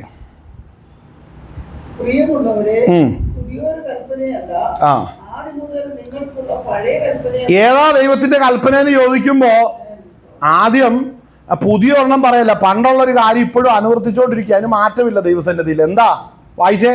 പുതിയൊരു കൽപ്പനയല്ല, അല്ല, ആദ്യം മുതൽ നിങ്ങൾക്കുള്ള പഴയ കൽപ്പനയത്രേ ഞാൻ നിങ്ങൾക്ക് എഴുതുന്നത്. കണ്ടോ? അതിന് മാറ്റമൊന്നും വന്നിട്ടില്ലെന്ന്. അടുത്ത് വായിച്ചേ. പഴയ കൽപ്പന നിങ്ങൾ കേട്ട വചനം തന്നെ. പുതിയൊരു കൽപ്പന ഞാൻ നിങ്ങൾക്ക് എഴുതുന്നു എന്ന് പറയാം. അത് അവനിലും നിങ്ങളിലും സത്യമായിരിക്കുന്നു. ഇവിടെ സത്യ വെളിച്ചമിതാ പ്രകാശിക്കുന്നു. അടുത്തത് ഇവിടെ ശ്രദ്ധിക്കണം കേട്ടോ, ഈ വെളിച്ചത്തിൽ ഇരിക്കുന്നു എന്ന് പറയുകയും സഹോദരനെ പകയ്ക്കുകയും ചെയ്യുക. സ്നേഹിക്കാൻ കഴിയാത്ത അവസ്ഥ, വെറുക്കുന്ന അവസ്ഥ, വേർതിരിവ് കാണിക്കുന്ന അവസ്ഥ, മാറ്റി നിർത്തുന്ന അവസ്ഥ. ഇത് ആർക്ക് സാധിക്കുന്ന കാര്യമാണ്? ഇരുട്ട് അകത്തുള്ളവർക്ക് സാധിക്കുന്ന കാര്യമാണ്. അകത്ത് പാപം കയറിയവന് സാധിക്കുന്ന കാര്യമാണിത്. വീണ്ടും ജനിച്ചിട്ടും എന്നെ പോലെ വീണ്ടും ജനന അനുഭവത്തിൽ വന്ന ഒരു ദൈവവൈതലിനോട് നാം ക്രിസ്തുവിൽ ഒന്നാണെന്ന് പറയാൻ കഴിയാതെ അവന്റെ പൂർവ്വകാലത്തെ നോക്കിക്കൊണ്ട് അവനെ കുറ്റം വിധിക്കുന്നത് രക്ഷിക്കപ്പെടാത്തവന്റെ അടയാളമാണ്. യോഹന്നാൻ ഇച്ചിരി കൂടെ വ്യക്തമായിട്ട് പറഞ്ഞു, ഇരുട്ടുള്ളവന്റെ ലക്ഷണമാണ്. അവിടെ വായിക്കുന്നത് എന്താണ്? സ്തോത്രം. ഇവിടെ വായിക്കുന്നത് വെളിച്ചത്തിൽ ഇരിക്കുന്നു എന്ന് പറയുകയും പറച്ചിലിന് ഒരു കുറവുമില്ല. നമ്മുടെ എല്ലാം വായിൽ നിന്ന് വരുന്ന കാര്യങ്ങളെ നമ്മുടെ ജീവിതത്തില് സ്തോത്രം പല കാര്യങ്ങൾ കേൾക്കുമ്പോൾ ഇത് വലിയ സംഭവം, ചിലരൊക്കെ ഇളക്കി മറിച്ച് പ്രസംഗിക്കും, കാര്യങ്ങൾ ചെയ്യും. കാര്യങ്ങളോട് അടുത്ത് വരുമ്പോൾ വേറൊരു മുഖം കാണാം. അവരെ സൂക്ഷിച്ചോണം. അങ്ങനെയുള്ളവരുണ്ട് അല്ലേ? ഭയങ്കര ആത്മീയം പറയുമ്പോൾ ഭയങ്കര പ്രാർത്ഥനയും തുള്ളലും ചാട്ടം വരും. കാര്യത്തോട് അടുക്കുമ്പോൾ തനി സ്വഭാവം കാണാം. അങ്ങനെയുള്ളവരെ യോഹന്നാന്റെ അടുക്കലേക്ക് എന്നാൽ യോഹന്നാൻ പറയും, മോനെ നിന്റെ ജീവിതത്തിൽ ഇരുട്ടുണ്ട് കൊച്ച എന്ന് പറയും. നിന്റെ പ്രസംഗമൊക്കെ ഇങ്ങനെ കേൾക്കാൻ നല്ലതാണ്, പക്ഷെ ജീവിതമായിട്ട് ഒത്തു നോക്കുമ്പോൾ കംപ്ലീറ്റ് ഇരുട്ട, പവർ കട്ട എന്ന് പറയും. ജീവിതവും ആത്മീയ ജീവിതം പവർ കട്ടായിട്ട് കിടക്കുക അല്ലേ? പവർ കട്ടായി. വായിച്ചേ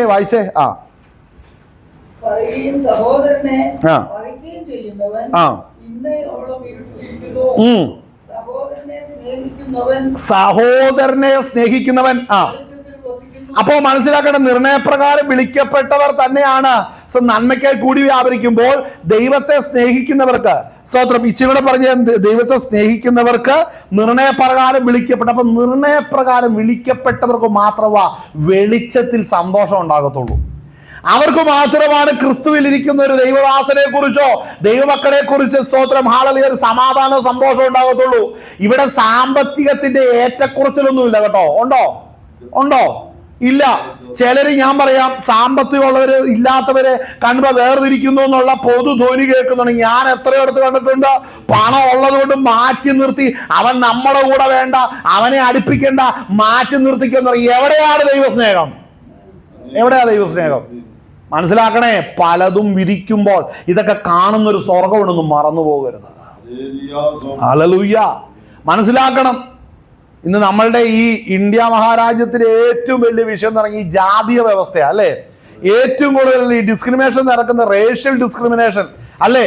അപ്പോ ഏറ്റവും കൂടുതൽ ജാതീയ വ്യവസ്ഥയിൽ വേർതിരിക്കുമ്പോൾ ഇന്നും ദൈവസഭയ്ക്ക് തരുമ്പോ അവൻ ആരാണെന്നാ ചോദിക്കുന്നത്?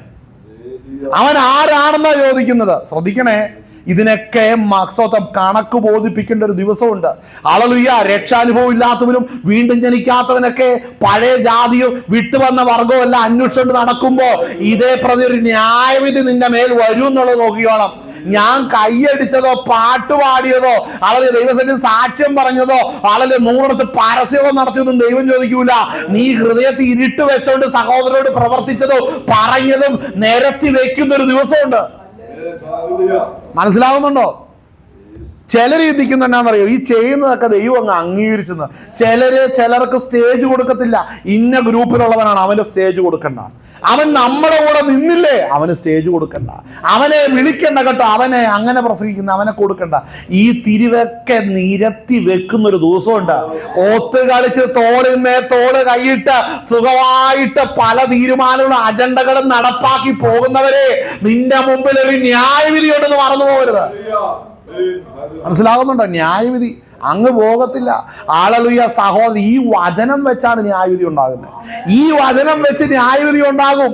അങ്ങനെയാണെങ്കിൽ സഹോദരനെ ഒന്നുകൊണ്ടും വേർതിരിവ് കാണിക്കാതെ ക്രിസ്തുവിന്റെ സ്നേഹത്തിൽ ഹല്ലേലൂയ ആരെങ്കിലും ജീവിക്കുന്നുണ്ടെങ്കിൽ അന്ന് അവന്റെ പ്രശംസയും പുകഴ്ചയും തീർച്ചയായും ലഭിക്കും. തീർച്ചയായിട്ടും ലഭിക്കും. കർത്താവ് ഈ ലോകത്തിന് അനുരൂപപ്പെടാതെ ജീവിക്കാന്നൊക്കെ പറഞ്ഞാൽ എന്താ അർത്ഥമാക്കുന്നത്? ദൈവവചനം അനുശാസിക്കുന്ന സഹോദരനെ സ്നേഹിക്കണം. ഒന്നുകൊണ്ടും അവനെ വേർതിരിച്ച് നിർത്തരുത്. ആരാണ് സഹോദരൻ?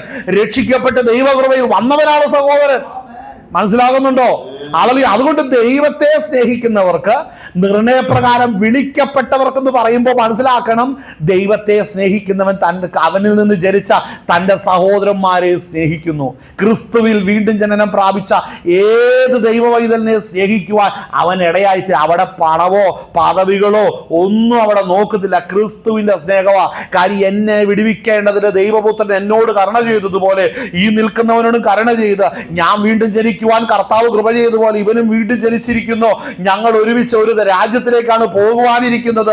അതുകൊണ്ട് നമ്മുടെ ഇടയിൽ വേറൊരു വഷളത്തരവും ഇല്ല, വേറൊരു ഊടായ്പും ഇല്ല, വേറെ ഒരു വഞ്ചനയുടെ വഴികളും ഇതിന്റെ ഇടയിലില്ല.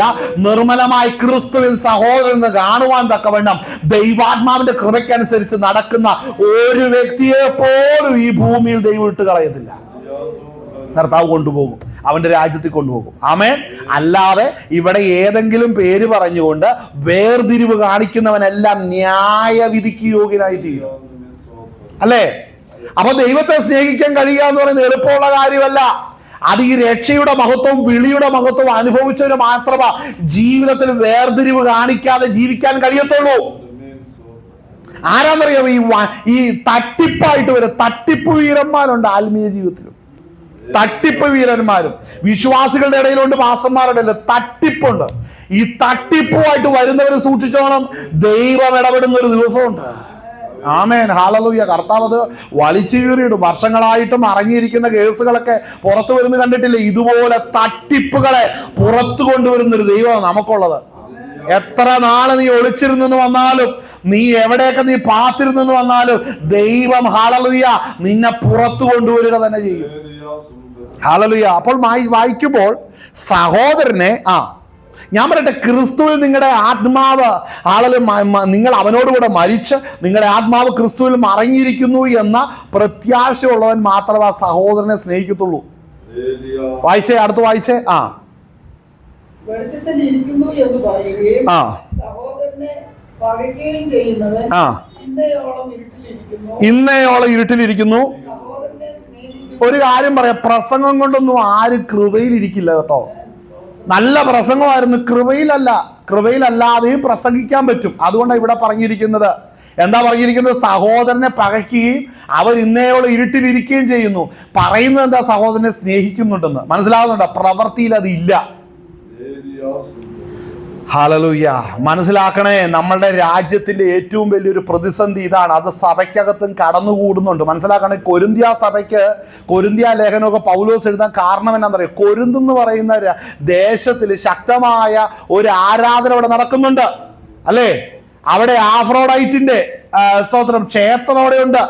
അതിനെ ആരാധിക്കാനായിട്ട് ചെല്ലുന്നവരെല്ലാം അവിടുത്തെ ഒരു സംസ്കാരമാണ്. അവിടുത്തെ എന്താ പറയുന്ന ക്ഷേത്രങ്ങളിൽ ഈ അവിടെ ഇരിക്കുന്ന പൂജകളിൽ പങ്കെടുക്കുക, അല്ലെങ്കിൽ അവിടെ ഇരിക്കുന്ന വിഗ്രഹങ്ങളെ സേവിക്കുക. വിഗ്രഹാരാധനയുടെ ഭാഗമാണ്.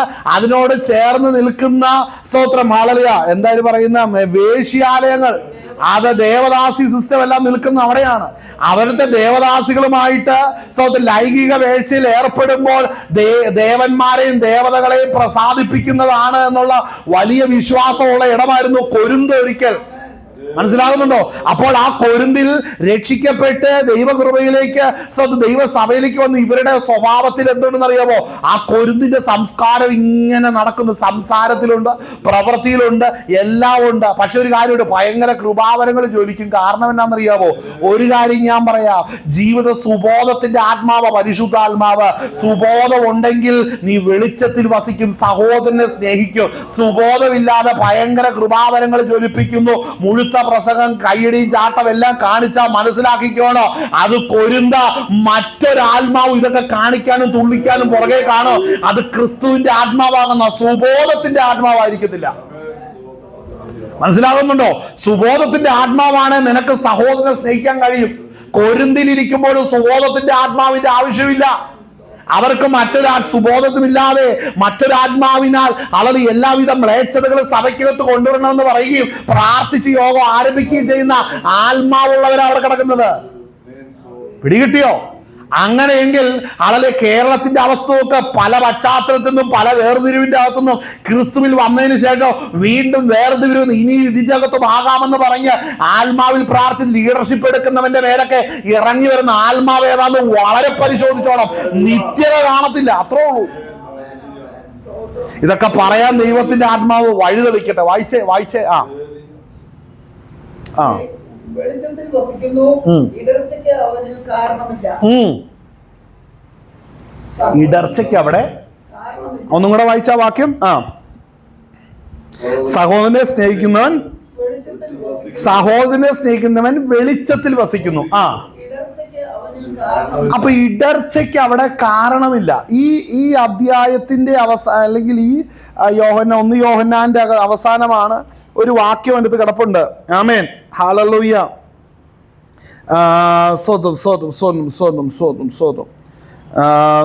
സ്വതം അതിന്റെ 5-ാം അധ്യായം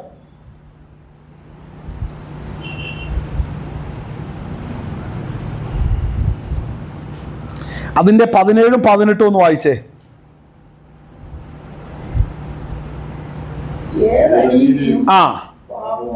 ഏത് അനീതിയും പാപമാകുന്നു. ഏതാണ് നമ്മൾ അത് ഇരുട്ട്. ഈ അധ്യായം തുടങ്ങും, നമ്മൾ ഈ പുസ്തകം തുടങ്ങുമ്പോൾ യോഹന്നാന്റെ ലേഖനത്തിൽ 1-ാം ലേഖനമാകുന്ന ഈ ലേഖനം തുടങ്ങുമ്പോൾ അവിടെ വ്യക്തമായിട്ട് പറയുന്ന ഇരുട്ടും വെളിച്ചത്തെ കുറിച്ച് പറയുന്നുണ്ട്. ക്രിസ്തുവിൽ വസിക്കുന്നെങ്കിൽ നീ വെളിച്ചത്തിലാ വസിക്കേണ്ടത്. നീ സഹോദരനെ സ്നേഹിച്ചാൽ നീ വെളിച്ചത്തിൽ തന്നെയാ. സഹോദരനെ പകച്ചിട്ട് നീ യേശുവിൽ വിശ്വസിക്കുന്നു എന്ന് പറഞ്ഞാൽ നീ ഇരുട്ടിൽ തന്നെയാ. നീ മുഴുത്ത പ്രസംഗം പറഞ്ഞാലും നീ ഇരുട്ടില്ല, വലിയ പ്രവചനം നടത്തിയാലും നീ ഇരുട്ടില്ല.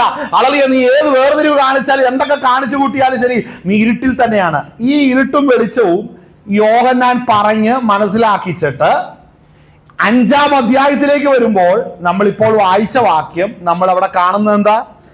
ഏത് അനീതിയും പാപമാകുന്നു. അടുത്തത് ഉണ്ട് താനും. അടുത്തത് എന്ന് പറയുന്ന നിർണയപ്രകാരം വിളിക്കപ്പെട്ടവൻ സർവ്വം അവന് നന്മയ്ക്കായിട്ട് കൂടി. ദൈവത്തെ സ്നേഹിക്കുന്നവർക്ക്, വിശേഷാൽ നിർണയപ്രകാരം വിളിക്കപ്പെട്ടവർ. അപ്പം നിർണയപ്രകാരം വിളിക്കപ്പെട്ടവരെ ദൈവത്തെ സ്നേഹിക്കുകയുള്ളൂ എന്ന് ഞാൻ ആദ്യം പറഞ്ഞു. ഒന്ന്, ഇവിടെ എഴുതി വെച്ചിരിക്കുന്ന ദൈവത്തിൽ നിന്ന് ജനിച്ചിരിക്കുന്നവൻ ആരും അതായത് ഈ ബോധമുണ്ട്, എന്റെ പഴയ സൃഷ്ടി അവനോട് കൂടെ അടക്കി. ഞാൻ പാപം ചെയ്യാതെ വണ്ണം പരിശുദ്ധാത്മാവ് എന്നെ സൂക്ഷിക്കും. അതിനാൽ തന്നെ ഞാൻ പാപത്തെ വിട്ടൊഴിഞ്ഞ് ജീവിക്കണം. ഈ പാപം എന്താ? സ്വന്തം സഹോദരനെ പകയ്ക്കുന്നത് പാപമാ. ഇന്ന് മനസ്സിലെ കോപം, ക്രോധം, ഈർഷ്യ, പക, പ്രണക്കം, ദ്വന്ദ്പക്ഷം, ഈ പറഞ്ഞ ലിസ്റ്റ് ഉണ്ട്. ഇതൊന്നും എൻ്റെ ജീവിതത്തിൽ. പക്ഷെ എനിക്ക് എൻ്റെ സഹോദരനെ കാണുന്ന ഇഷ്ടമല്ല. പോയടയെല്ലാം ഭയങ്കര വിശുദ്ധിയും വേർപാടും എല്ലാം നോക്കും, ഭയങ്കര ആത്മീയാരവസ്ഥ. ആ സഭയിലെ പായൽ തൊട്ടടുത്തിരിക്കുന്നവന് കൈ കൊടുക്കത്തില്ല. പോയി, നിന്റെ നിത്യത നിനക്ക് കാണത്തില്ല. നിത്യത കാണത്തില്ല. കാണുമെങ്കിൽ ഒരു വാക്യമായിട്ട് വാ, കാണട്ടെ ഞാൻ. ഏതാണ് ആ വാക്യം നോക്കട്ടെ. നിനക്ക് വിജ്ഞതയോടുകൂടെ ഇരിക്കാം, അടുത്തിരിക്കുന്ന സഹോദരനെ മിണ്ടാതെ ഇരിക്കാം. നിനക്ക് നിത്യതയുണ്ട്. ദൈവരാജ്യം നീ അവകാശമാക്കുന്ന അർത്ഥം വരുന്ന ഏതെങ്കിലും വാക്യം കൊണ്ടുവാ. ഏതാളെ? അപ്പോൾ സഹോദരനെ പകച്ച് സഹോദരനോട് എതിർത്ത് നിൽക്കുന്നവൻ ഇന്നയോളം ഇരുട്ടിലാണ് ജീവിക്കുന്നത്. ദൈവത്തെ സ്നേഹിക്കുന്നവർക്ക്, നിർണയപ്രകാരം വിളിക്കപ്പെട്ടവർക്ക് തന്നെ.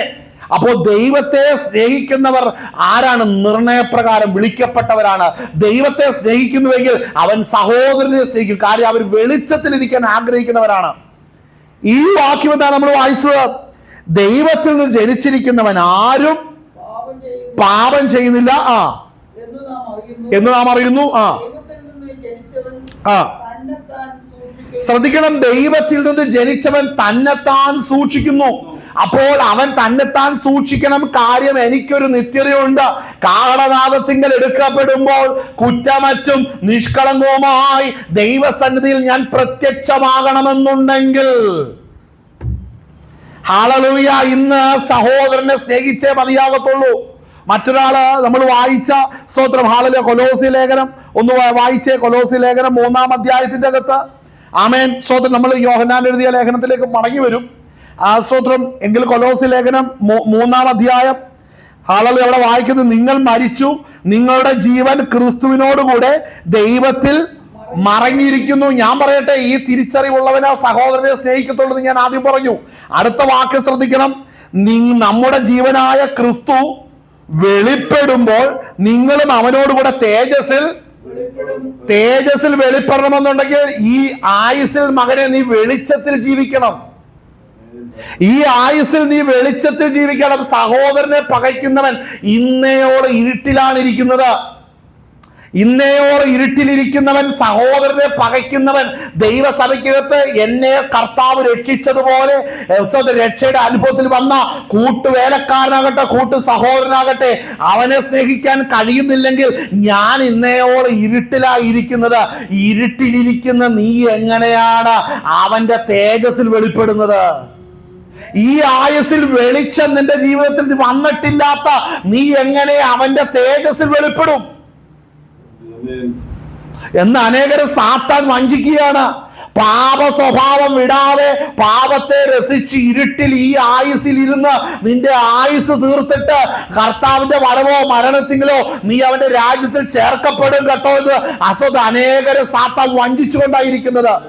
അവരൊന്നും ഈ വചനം ഇങ്ങനെ കിടക്കുന്നതെന്ന് അറിഞ്ഞിട്ടില്ല. അനേകരുടെ ജീവിതത്തിലെ വലിയ പരാജയം എന്താണെന്നറിയോ? വചനം അറിഞ്ഞിട്ടില്ല. വചനം അറിയുവാൻ ദൈവസന്നിധിയിലേക്ക് വന്നിട്ടില്ല. അനേകരുടെ മറ്റൊരു പ്രശ്നം, ലോകത്തിൽ ഒത്തിരി പ്രശ്നങ്ങളുണ്ട്, ഒത്തിരി ആവശ്യങ്ങളുണ്ട്. ഇതിനെല്ലാം പരിഹാരം ആദ്യം വരട്ടെ, നമുക്ക് പിന്നീട് സമയമുണ്ടെങ്കിൽ വചനം അന്വേഷിക്കാമെന്ന്. സോ അത് നമ്മളുടെ അല്പനാളുകൾ, ഞൊടിയുടെ നാളുകളെ നമുക്ക് ഈ ആയുസ്സിൽ, ഈ ഭൂമിയിലുള്ളൂ. ഈ നാളുകളിലായിരിക്കണം കേട്ടോ നമ്മുടെ നിത്യതയ്ക്കുള്ളത് നമ്മൾ സ്വരുക്കൂട്ടേണ്ടത് ഈ ആയുസ്സിലാണ്. ഹല്ലേലൂയ. പ്രായമായ അമ്മച്ചിമാരും അപ്പച്ചന്മാരൊക്കെ സോദരൻ, ഞാൻ പലരെയും കണ്ടപ്പോൾ എൻ്റെ ഉള്ളം വളരെ അതിശയമായിട്ടിരിക്കുന്ന കാര്യം, അവർ നല്ലൊരു കാലഘട്ടം മുഴുവൻ വചനമായിട്ട് ഇങ്ങനെ ഇരിക്കുകയാണ്. വചനം വായിക്കുന്നു, പ്രാർത്ഥിക്കുന്നു, വചനം വായിക്കുന്നു, പ്രാർത്ഥിക്കുന്നു. അതിലെ ആ ആത്മാവിൻ്റെ നിറവും അനുഭവങ്ങളെല്ലാം ആയിട്ടിരിക്കുക. പിന്നെ വേറെ കുറെ പേര് പേടിച്ചിട്ട് ചാകുമ്പോൾ എങ്ങനെയാണെന്നുള്ള പേടി കൊണ്ടാണ്, നല്ല സമയത്തൊന്നും വായിച്ചിട്ടില്ല സാധനം. അങ്ങനെ വേറെ കുറെ പേരും ഇരിപ്പുണ്ട്, എങ്ങനെയാണ് സംഭവം എന്നുള്ള പേടി കൊണ്ട്. പക്ഷെ അങ്ങനെയല്ല, ഭക്തന്മാരുണ്ട്. അവരാത്മാവിന്റെ നിറവോടുകൂടെ വചനം വായിക്കുക, അതിന്റെ മർമ്മങ്ങൾ ഗ്രഹിക്കുകയും അവരുടെ ഉള്ളം ദൈവസന്നിധിയിൽ ശുദ്ധീകരിക്കേണ്ടത് ദൈവസന്നിധിയിൽ ഏൽപ്പിച്ചു കൊടുക്കുകയാണ് ചെയ്യുന്നത്. അപ്പോൾ ഒരു കാര്യമുണ്ട്, കർത്താവിന്റെ രാജ്യത്തിൽ പ്രത്യക്ഷമാകണം, തേജസ്സിൽ വെളിപ്പെടണമെന്നുണ്ടെങ്കിൽ ഈ ആയുസ്സിൽ എങ്ങനെയായിരിക്കണം? വെളിച്ചത്തിൽ ജീവിക്കണം. ഈ ആയുസ്സിൽ വെളിച്ചത്തിൽ ജീവിച്ചവർ മാത്രമേ കർത്താവിന്റെ തേജസ്സിൽ വെളിപ്പെടത്തുള്ളൂ. മനസ്സിലാകുന്നുണ്ടോ? അതിന്റെ മാറ്റം മനസ്സിലാകുന്നുണ്ടോ? ഇവിടെ ഇരുട്ടിലും ജീവിക്കാം. ഇരുട്ടിലിരിക്കുന്ന ഒത്തിരി പേരുണ്ട്. അത് യോഹന്നാൻ കണ്ടിട്ടാണ് ഇത് എഴുതി വെക്കുന്നത്. ഒത്തിരി പേര് ഇരുട്ടിൽ സുഖമായിട്ട് ജീവിക്കുന്നുണ്ടെന്നേ, ഒരു പ്രശ്നവുമില്ല. അവർക്ക് നിത്യതയില്ലെന്ന് മാത്രമേ ഉള്ളൂ. ഇവിടെ സുഖമായിട്ട് ജീവിക്കും. വായിച്ചേ, തുടർന്ന് വായിച്ചേ. ദൈവപുത്രൻ വന്നു എന്നും എവിടെ ഏത് വാക്യം വായിക്കുന്നേ?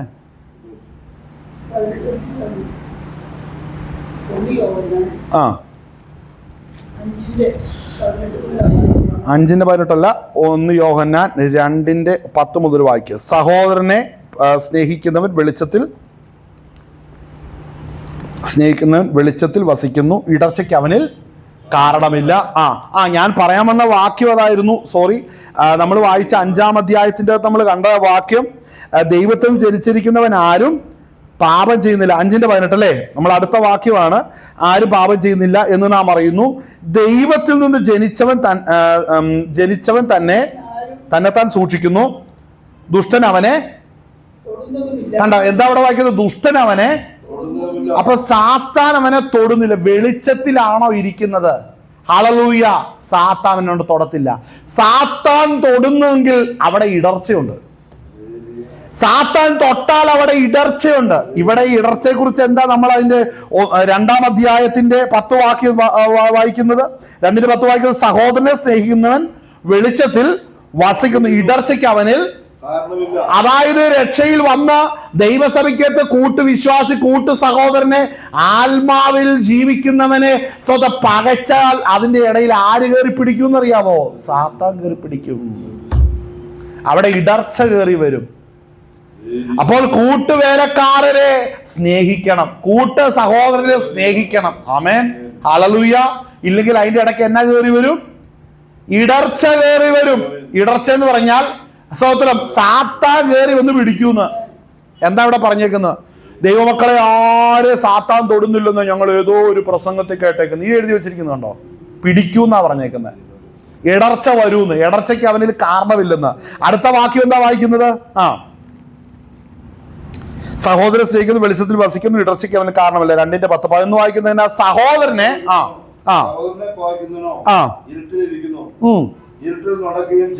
ഇവിടെ ശ്രദ്ധിക്കണം. സഹോദരനെ പകയ്ക്കുന്നവൻ ഇരുട്ടിലിരിക്കുന്നു. അതായത് ഇതിന്റെ കാര്യം മനസ്സിലാക്കണം. രക്ഷിക്കപ്പെട്ട് വന്നിരിക്കുന്ന ഒരു കൂട്ടര്, ഒരു കാറ്റഗറി വെളിച്ചത്തിൽ ഇരുന്നു കൊണ്ട് വെളിച്ചത്തിൽ നടക്കുന്ന ഒരു കാറ്റഗറി. അതേ കൂട്ടായ്മയ്ക്ക് സഭയ്ക്കകത്ത് തന്നെ ഇരുട്ടിൽ ഇരുന്നു കൊണ്ട് ഇരുട്ടിൽ നടക്കുന്ന മറ്റൊരു കാറ്റഗറി. വെളിച്ചത്തിൽ നടക്കാനുള്ള കാരണം, ഹല്ലേലൂയ, സഹോദരനെ സ്നേഹിച്ചു, ദൈവവചനം അനുശാസിക്കുന്നു, ഇടർച്ച വരുന്നത് കണ്ട് ദൈവകൃപയിൽ ആശ്രയിക്കണം. മാത്രമല്ല, ഈ വെളിച്ചത്തിൽ ഞാൻ നടന്നാലാണ് തേജസ്സിൽ വെളിപ്പെടുകയുള്ളൂ. ഇനി സഹോദരനെ പകയ്ക്കുന്നവൻ ഒരു ഇരുട്ടിൽ നടക്കുകയാണ്. അവന് ഈ തേജസ്സിൽ വെളിപ്പെടുന്ന കാര്യം അവന്റെ ആത്മാവിന് വെളിപ്പെടുത്തുന്നില്ല.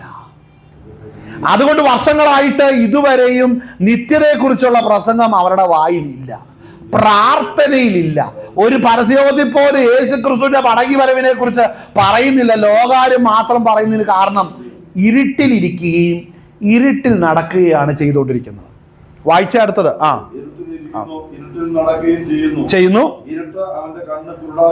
കണ്ടോ, കണ്ണ് കുരുടാക്കും. ഈ കുരുടാക്കിയ കണ്ണ് ആർക്കാ ഉള്ളത്? ഇരുട്ടിലിരിക്കുന്ന അവരാരാ? അതൊക്കെ നമ്മൾ പറയുന്നത്. ഹല്ലേലൂയ. വചനത്തിൽ എന്നാ പറയുന്നത്? വചനത്തിൽ പറയുന്ന ഒരു സ്ഥലം ഏതാണെന്നറിയാവോ? കൊരിന്ത്യ ലേഖനത്തിന്റെ അത് പറയുന്നുണ്ട്. കൊരിന്ത്യ ലേഖനം അതിന്റെ 2-ാം അധ്യായം, 2 കൊരിന്ത്യർ. ഹല്ലേലൂയ. എടുക്കട്ടെ, സ്തോത്രം. കുരുട് ആർക്കാന്ന് നമുക്ക് നോക്കാലോ. അതിന്റെ 4:4 വായിച്ചേ. 2 കൊരിന്ത്യർ 4:4. നമുക്കെല്ലാം നല്ല പരിചയമുള്ള വാക്യമാ, പക്ഷെ ഈ ഭാഗത്ത് നിന്നുകൊണ്ട് കേൾക്കണം. അവരുടെ കണ്ണ് കുരുടാക്കുന്നു. ആരായിരുന്നു ഇവർ? സഭയ്ക്കകത്ത് വന്ന് സ്നാനപ്പെട്ട് കാണും, അഭിഷേകവും പ്രാപിച്ചിട്ടുണ്ട്. പക്ഷേ സഹോദരനെ സ്നേഹിക്കണമെന്നുള്ള വിഷയം വന്നപ്പോൾ ഉള്ളം പറവോനെ പോലെ കഠിനപ്പെട്ടു. അന്ന് പോലെ മച്ചാൽ ഇരുട്ടിലാണ് നടക്കുന്നത്. അതായത് കൂട്ടു സഹോദരനെ സ്നേഹിക്കാൻ അവന് പറ്റില്ല. അവന് വേർതിരിവ് വേണം, തരംതിരിവ് വേണം, പല കാര്യങ്ങൾ പറഞ്ഞ് വേർതിരിവും എല്ലാം കാണിച്ചോണ്ടിരിക്കുകയാണ്. അവൻ ഇരുട്ടിലാണ് ഇരിക്കുന്നത്. ഒത്തിരി സഭകൾ ഇരുട്ടിലാണ് കിടക്കുന്നത് കേട്ടോ. കാരണം ഇതാ, മനഃപൂർവ്വം ഇരുട്ട് സ്വീകരിച്ചു വെച്ചിരിക്കുന്നതാണ്. ചില സഭകൾ റൺ ചെയ്യുന്നത് പോലെ ഇരുട്ടിന്റെ ശക്തിയിലാണ്. കാര്യം സഹോദരനോടുള്ള ഭിന്നത വെച്ച് മുറുക്കിക്കൊണ്ടാണ് പല പ്രസ്ഥാനങ്ങൾ ഓടുന്നത്. സഹോദരനെ സ്നേഹിക്കാൻ പറ്റുന്നില്ല. ആമേൻ, ഹല്ലേലൂയ. ഒത്തിരി പാസ്റ്റർമാരുണ്ട്, സ്റ്റിൽ വേർതിരിവിന്റെ വെളിച്ചത്തിൽ നടക്കുന്ന ഒത്തിരി പേർ. അതിനെ ഇരുട്ടെന്ന് വിളിക്കും. വേർതിരിവാണ്, എല്ലാത്തിലും വേർതിരിവ്. നേരെ കാണത്തില്ല, സംസാരിക്കത്തില്ല, കൈ കൊടുക്കത്തില്ല. അങ്ങനെ എല്ലാ അവസ്ഥയിലും ഉള്ള കഠിനപ്പെട്ടു പോയ ഒത്തിരി പാസ്റ്റർമാരുണ്ട്. അവർ നരകത്തിന്റെ ആടുകളെ പോലെ അനേകരെ നരകത്തിലേക്ക് റിക്രൂട്ട് ചെയ്തുകൊണ്ടായിരിക്കുന്നത്. പറയാതെ പറ്റില്ല, ഇതാണ് യാഥാർത്ഥ്യം.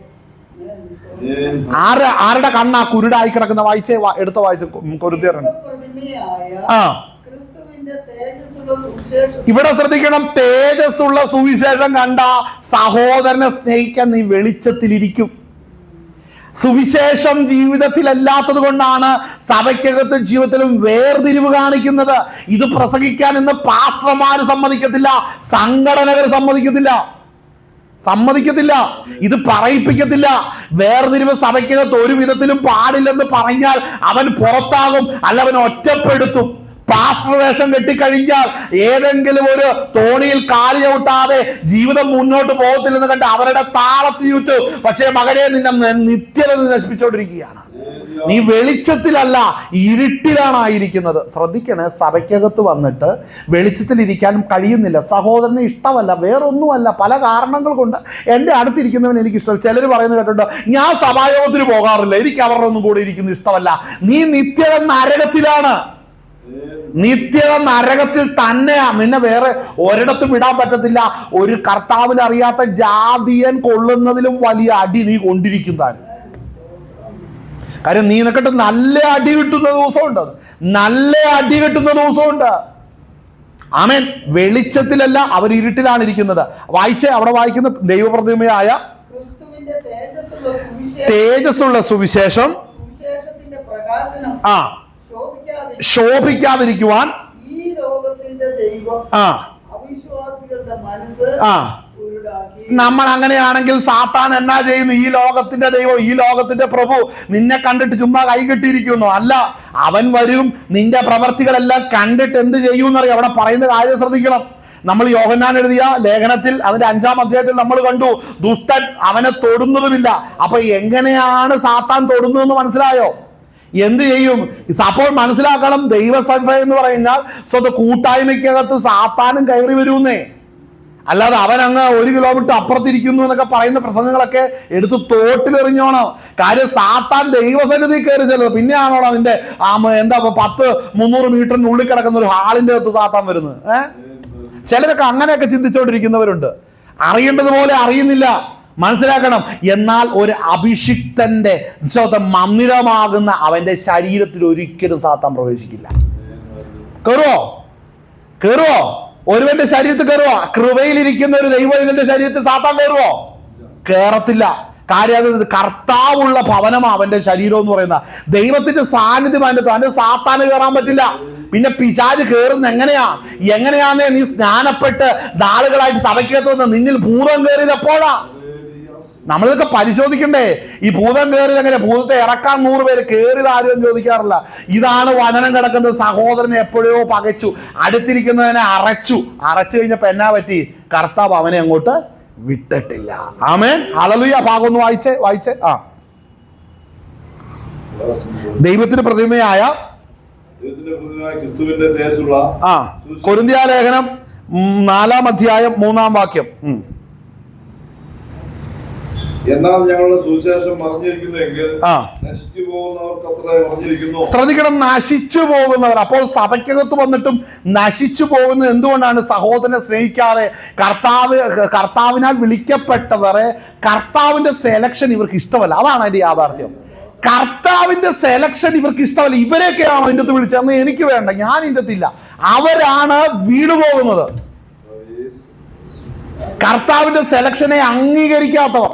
ഞാനൊരു കാര്യം പറയും, ഒരു പക്ഷേ നിന്റെ കൂട്ടുകെട്ടിലോ നിന്റെ കുടുംബങ്ങളിലോ നിന്റെ ദേശത്തിലൊക്കെ വെച്ച് പല കാര്യങ്ങളിലും ഭാരവും പ്രശ്നങ്ങളും പേരുദോഷവും പ്രശ്നങ്ങളൊക്കെ ഉണ്ടായിട്ട് തന്നെ ആയിരിക്കും അവർ വരുന്നത്.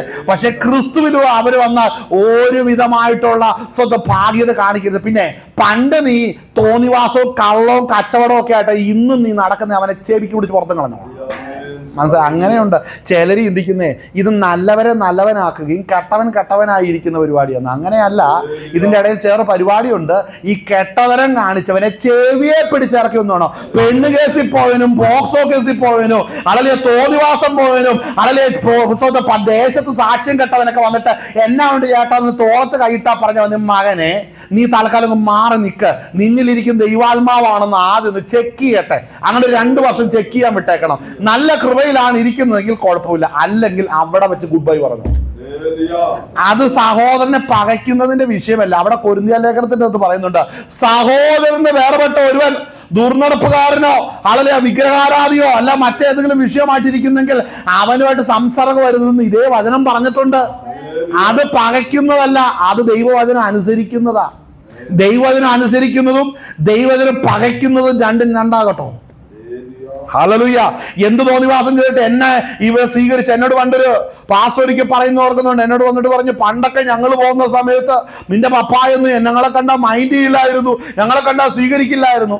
ശരി, ഓക്കെ. അപ്പൊ എന്നാ പുള്ളി ഉദ്ദേശിച്ച്? പുള്ളി പാസ്റ്ററായിട്ട് മുമ്പിൽ കൂടെ പോയപ്പോ പോലീസ് സ്റ്റേഷത്തിൽ നിന്ന അപ്പൻ അത് കണ്ടിട്ട് മൈൻഡ് ചെയ്യുന്നില്ലെന്ന്. ഞാൻ ചോദിക്കട്ടെ, പാസ്റ്ററിനെ പാസ്റ്ററായിട്ട് കാണാനും കള്ളനായിട്ട് കാണാനും ഉള്ള അധികാരമാണ് അന്ന് ആ വ്യക്തിക്ക് ലഭിച്ചതെങ്കിൽ അളലിയ നിങ്ങളന്ന് സംസാരിച്ചോ, നിങ്ങളന്ന് പെരുമാറിയോ, നിങ്ങളന്ന് ഇടപെട്ടോ, പരിചയപ്പെട്ടോ? മനസ്സിലാക്കണം, ചിലര് വൈരാഗ്യം തീർക്കുന്നത് വിശ്വാസത്തിൽ കൊണ്ടുവരുമ്പോഴാണ്. പണ്ട് പറയാൻ പറ്റില്ല, ഇനി ഞങ്ങൾ 2 എണ്ണം പറഞ്ഞു, മകനെ നീ ഇരുട്ടിലായിരിക്കും, നിത്യത കാണത്തില്ല.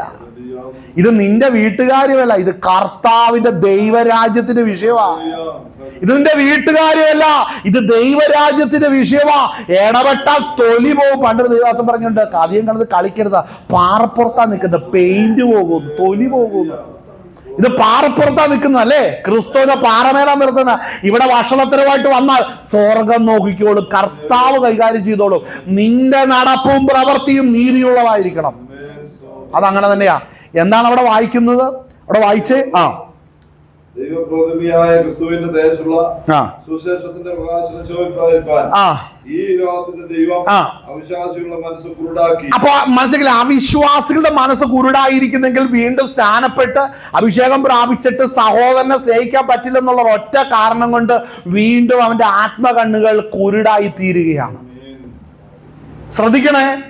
അങ്ങനെയാണ് വെളിപ്പാട് പുസ്തകം 21:8 വാക്യം വായിക്കുന്നത്. എന്നാന്നറിയാവോ? എന്നാൽ ഭീരുക്കൾ, ക്ഷുദ്രക്കാർ, അല്ലെങ്കിൽ എന്നാൽ ഭീരുക്കൾ, അവിശ്വാസികൾ. എവിടെയാ ആ പേര് കയറി വരുന്നത്?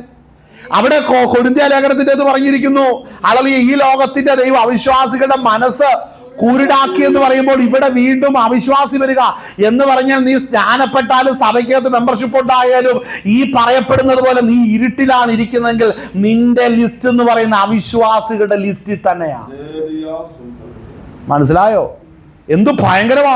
എങ്ങനെയാണ് ഈ കൊരിന്ത്യ വെളിപ്പാട് പുസ്തകത്തിന്റെ അകത്ത് ഈ അവിശ്വാസികളുടെ ലിസ്റ്റ് കയറി? അവിശ്വാസികൾ ചെല്ലുന്നില്ല. പിന്നെ എന്തുകൊണ്ട് എടുത്ത അവിശ്വാസികളുടെ പേര് പറയുന്നു? ഇതാണ് കാരണം. സത്യം അറിഞ്ഞ് അംഗീകരിച്ച് അതിനെ ഗ്രഹിച്ച് കർത്താവിന്റെ നാമത്തിന് മഹത്വം കൊടുക്കാതെ തന്റെ സ്വന്തം താല്പര്യം സൂക്ഷിക്കുന്നതിന് ജീവിച്ച ചിലരോടാണ് ദൈവം ഇടപെടുന്നത്. ഹല്ലേലൂയ. ഈ വചനത്തിന്റെ വീര്യം കെടുത്തുന്ന ഒരു കൂട്ടുകെട്ടിലേക്ക് ഒരു അഭിഷിക്തൻ പോകരുത്. മനസ്സിലായോ? അല്ലേ?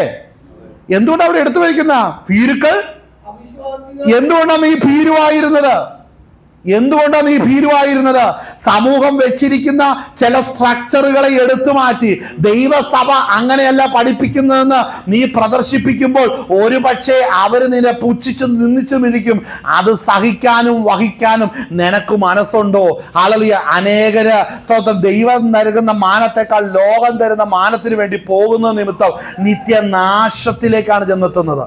അനേകരത് ചിന്തിക്കുന്നില്ല. വായിച്ചേ. കൊലപാതകന്മാർ, ദുർനടപ്പുകാർ, ക്ഷുദ്രക്കാർ, ബിംബാരാധികൾ എന്നിവർക്കും ഭോഷ്കു പറയുന്ന ഏവർക്കുമുള്ള ഓഹരി. അപ്പോൾ മനസ്സിലാക്കണം, ഇരുട്ട് ജീവിതത്തിലുണ്ടെങ്കിൽ നീ സഹോദരനെ പകയ്ക്കുക തന്നെ ചെയ്യും. അങ്ങനെയെങ്കിൽ നീ സഹോദരനെ പകച്ചാൽ ഈ പറയുന്ന കാര്യങ്ങളെല്ലാം നിന്റെ ജീവിതത്തിൽ കണ്ടിരിക്കും. ആമേൻ. അവിടെ എന്തൊക്കെയാ പറയുന്നത്? അവിടെ എന്തൊക്കെ പറഞ്ഞത്? നിന്റെ ഉള്ളം കൊണ്ട് നീ കൊലപാതകം ചെയ്യും. അടുത്തത് ദുർനടപ്പ് കാണും, ക്ഷുദ്രം കാണും, ഉള്ളത്തിൽ ബിംബാരാധന കാണും. ശ്രദ്ധിച്ചോ? ആളുകൾ ഇതൊക്കെ പോകണമെങ്കിൽ മകനെ നിന്റെ കണ്ണ് ചൊവ്വേ കാഴ്ചയുള്ളതായി തീരണം. അനേകർക്ക് ഇഷ്ടമല്ല. ഇന്ന് നിന്നെ വാലല്ല, നിന്നെ അത്ഭുതമാക്കാൻ പോകാണ്, നിന്നെ പറപ്പിക്കാൻ പോകുന്നത്. നീ പറക്കും ഇക്കണക്കാണെങ്കിൽ അല്ലേ? വായിച്ചേ ആ ഭാഗം വായിച്ചേ. തുടർന്ന് വായിക്ക്. യോഹന്നാൻ എഴുതിയ ലേഖനം 2-ാം അധ്യായത്തിന്റെ അകത്ത് 11 വായിക്കുന്നു. സഹോദരനെ പകയ്ക്കുന്നവൻ ഇരുട്ടിലിരിക്കുന്നു. 2:11. 1 യോഹന്നാൻ 2:11. സഹോദരനെ പകയ്ക്കുന്നവൻ ഇരുട്ടിലിരിക്കുന്നു, ഇരുട്ടിൽ നടക്കുകയും ചെയ്യുന്നു. ഇരുട്ട് അവന്റെ കണ്ണ് കുരുടാക്കുകയാൽ എവിടേക്ക് പോകുന്നു എന്ന് അവൻ അറിയുന്നില്ല. അടുത്ത വാക്ക്, കുഞ്ഞുങ്ങളെ, നിങ്ങൾ അവന്റെ നാമം നിമിത്തം പാപങ്ങളെ മോചിച്ചിരിക്കാൻ ഞാൻ നിങ്ങൾക്ക് എഴുതിയിരിക്കുന്നു. അത് എന്തിനെ കുറിച്ചാ? ഇരുട്ടിനെ ജയിക്കാൻ പ്രാപ്തി ഉണ്ടെങ്കിൽ മാത്രമേ അവൻ പാപത്തെ ജയിക്കത്തുള്ളൂ. ആമേൻ. ഞാൻ തൊട്ടടുത്തിരിക്കുന്ന കൂട്ടു സഹോദരനെ സ്നേഹിക്കാൻ നീ പഠിച്ചോ, നിന്റെ ജീവിത 50% നീ ജയിച്ചു. ഞാൻ പറയാം, കൂട്ടു സഹോദരനെ നീ സ്നേഹിക്കാൻ നിനക്ക് കഴിയുന്നുണ്ടോ? ആരാ കൂട്ടു സഹോദരൻ? രക്ഷിക്കപ്പെട്ട് ദൈവകൃപയിൽ വന്നവൻ. പുറത്തുള്ളവനോട് സ്നേഹിക്കാൻ പറ. അവരുമായിട്ട് ഇടപെടരുതെന്ന് തന്നെയാണ് കൊരിന്ത്യലേഖനം പറഞ്ഞിരിക്കുന്നത്. അവരുമായിട്ട് സംസർഗമില്ല. പോകുന്നവനൊക്കെ പൊക്കോ, അവൻ തന്നെ അനുഭവിച്ചോട്ട്. നിത്യതയെ കാണാം. അങ്ങനെയുള്ളവനൊക്കെ നിത്യതയെ വെച്ച് കാണാം. അത്രേ പറയാൻ പറ്റുള്ളൂ. എന്നാൽ ഈ വചനം ശ്രദ്ധിക്കണം. സ്തോത്രം.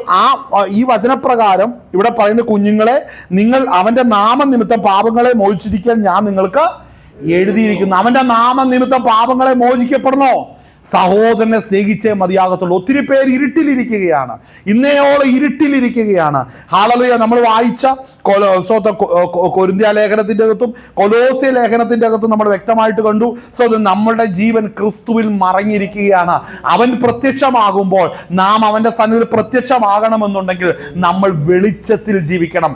വെളിച്ചത്തിൽ ഇന്ന് ഒരു ദൈവ പൈതല് വെളിച്ചത്തിൽ ജീവിച്ചെങ്കിൽ മാത്രമേ കർത്താവിന്റെ വരങ്ങൾ തേജസ്സിൽ എടുക്കപ്പെടത്തുള്ളൂ. ഇന്ന് അനേകർ അതിന്റെ യാഥാർത്ഥ്യം ഗ്രഹിക്കാതെയാണ് ജീവിക്കുന്നത്. ഹല്ലേലൂയ. അതുകൊണ്ട് അവിടെ വായിക്കുന്ന വചനം ശ്രദ്ധിക്കണം.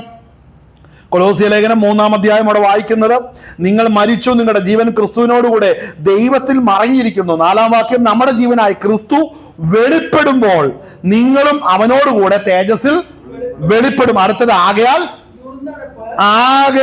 ദുർനടപ്പ്, അശുദ്ധി. ശ്രദ്ധിക്കണം, ഇതൊക്കെ ജീവിതത്തിൽ ഉള്ളവന്റെ ജീവിതത്തിൽ ഈ പാപങ്ങളെല്ലാം ഉണ്ട്. കാര്യം, സഹോദരനെ സ്നേഹിച്ച നിനക്ക് പാപം ചെയ്യാൻ പറ്റില്ല. നിന്റെ കൂട്ടു സഹോദരനെ നിന്റെ ദുഷ്ടലാക്കിലേക്ക് നയിക്കാതെ തന്നെ നീ സാത്താനിൽ നിന്ന് മോചനം പ്രാപിച്ചു.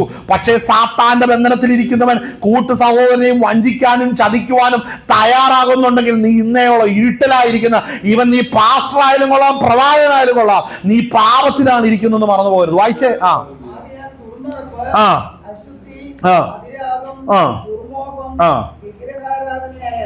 വിഗ്രഹാരാധനയായ അത്യാഗ്രഹം. ഇങ്ങനെ ഭൂമിയിലുള്ള നിങ്ങളുടെ അവയവങ്ങളെ കണ്ടോ? എന്നാണോന്നാ പറഞ്ഞേക്കുന്നേ? സഹോദരനെ പകയ്ക്കുന്നവൻ ഇതിനെ ജീവിപ്പിക്കുകയുള്ളൂ. സഹോദരനെ വെറുക്കുന്നവൻ ഇതിനെ ജീവിപ്പിക്കുകയുള്ളൂ. എന്നാൽ സഹോദരനെ സ്നേഹിക്കണമെന്നുണ്ടെങ്കിൽ അവൻ ലോകത്തെ ത്യജിച്ചതുപോലെ നീയും ലോകത്തെ ത്യജിച്ചേ മതിയാകത്തുള്ളൂ. ആമേൻ. അത് തിരിച്ചറിയണം. ലോകത്തെ ത്യജിച്ചേ മതിയാകത്തുള്ളൂ. അതുകൊണ്ട് അവിടെ വായിക്കുന്നത്, ആകയാൽ ദുർനടപ്പ്, അശുദ്ധി, അതിരാഗം, ദുർമോഹം, വിഗ്രഹാരാധനയായ അത്യാഗ്രഹം, ഇങ്ങനെ ഭൂമിയിലുള്ള നിങ്ങളുടെ അവയവങ്ങളെ മരിപ്പിക്കുവിൻ. അടുത്ത വാക്യം.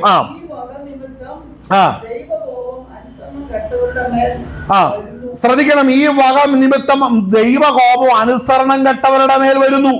അനുസരണം കെട്ടവരുടെ മേൽ വരുമ്പോൾ സ്വന്തം ദൈവം ആരെ അനുവദിക്കും? സാത്താൻ അനുവദിക്കും. ദൈവകൃപയിൽ ഇരിക്കുന്നവരുടെ വിഷയത്തിൽ സാത്താൻ അവരെ തൊടുകയില്ലെന്ന് പറഞ്ഞിരിക്കുന്നത്. അപ്പോ കർത്താവ് അനുവദിക്കുന്നത് ഈ വക പാപങ്ങൾ ചെയ്യുവാൻ വീണ്ടും ഹല്ലേലൂയ പോകുന്ന ഒരു വ്യക്തി, ഇരുട്ടിനെ സ്നേഹിച്ച് പോകുന്ന വ്യക്തിയുടെ മേൽ ദൈവത്തിന്റെ ന്യായവിധി വരികയും ചെയ്യും. അതുകൊണ്ട് നമ്മളുടെ ജീവകാലം നമ്മൾ ഭയത്തോടെ കഴിക്കണം, നമ്മൾ ശ്രദ്ധയോടെ കഴിക്കണം. അതുകൊണ്ട് ഇന്ന് പകൽ നേരം നമ്മൾ ദൈവസന്നിധിയിലേക്ക് മടങ്ങി വരാം. ഹല്ലേലൂയ. നമ്മൾ കഴിഞ്ഞ ആഴ്ച നമ്മൾ ചിന്തിച്ചൊരു വിഷയമായിരുന്നു സ്തോത്രം. ഹല്ലേലൂയ. സ്തോത്രം. എവിടെ? സ്തോത്രം, ലൂക്കോസ് സുവിശേഷത്തിന്റെ അകത്ത് അവർ മറുരൂപമലയിലിരുന്നപ്പോൾ സ്തോത്രം ഹല്ലേലൂയ മോശയും ഏലിയാവും ക്രിസ്തുവിന്റെ തേജസ്സിൽ വെളിപ്പെട്ടു. ആമേൻ. ആ തേജസ്സിൽ വെളിപ്പെട്ടതിന് ഒറ്റ കാരണമുള്ളൂ, ക്രിസ്തുവിൽ മറഞ്ഞിരുന്നത് കൊണ്ടാണ് ക്രിസ്തുവിൽ വെളിപ്പെട്ടത്. മനസ്സിലായോ? മോശയും ഏലിയാവും ക്രിസ്തുവിൽ മറഞ്ഞിരുന്നത് കൊണ്ടാണ് ക്രിസ്തു വെളിപ്പെട്ടപ്പോൾ അവരും ശിഷ്യന്മാരുടെ മുമ്പിൽ പ്രത്യക്ഷമാകുവാൻ വെളിപ്പെട്ടത്. ഇതുപോലെ നമ്മളുടെ ആയുഷ്കാലത്തിലും ക്രിസ്തുവിൽ ഹല്ലേലൂയ നമ്മൾ മറഞ്ഞിരിക്കുന്നുവെങ്കിൽ, വെളിച്ചത്തിൽ ജീവിക്കുന്നവരാണെങ്കിൽ നാം വെളിച്ചത്തിൽ ഇരിക്കുകയാണ്, നാം വെളിച്ചത്തിൽ നടക്കുകയാണ്. അങ്ങനെയെങ്കിൽ നാം വെളിച്ചത്തിൽ പ്രത്യക്ഷമാകുന്നവരെല്ലാം ക്രിസ്തുവിൽ മറഞ്ഞിരിക്കുകയാണ്. നമ്മുടെ ജീവൻ ക്രിസ്തുവിൽ മറഞ്ഞിരിക്കുകയാണ്. അതുകൊണ്ട് ഇന്ന് പകൽ നേരം നമ്മുടെ പ്രാണനോടും ആത്മാവിനും ജീവിതത്തോടും പോരാടുന്ന ഇരുട്ടിന്റെ വഴികളെ ഉപേക്ഷിച്ച് കളഞ്ഞ് നമ്മൾ ദൈവകൃപയിൽ നിലനിൽക്കുവാൻ, കർത്താവിന്റെ കാഹളം നദിയിൽ കർത്താവിന്റെ സന്നിധിയിൽ എടുക്കപ്പെടുവാൻ തക്കവണ്ണം ഇന്ന് പകൽ നേരം ഇടയപ്പെടട്ടെ. നമ്മുടെ കണ്ണുകൾ അടയ്ക്കാം, നമുക്ക് പ്രാർത്ഥിക്കാം. ദൈവസന്നിധി നമ്മുടെ ജീവിതത്തെ തന്നെ നമുക്ക് പൂർണ്ണമായിട്ട് നമുക്ക് സമർപ്പിക്കാവുന്നതാണ്. ദൈവസന്നിധിയിൽ ഈ വിഷയങ്ങൾ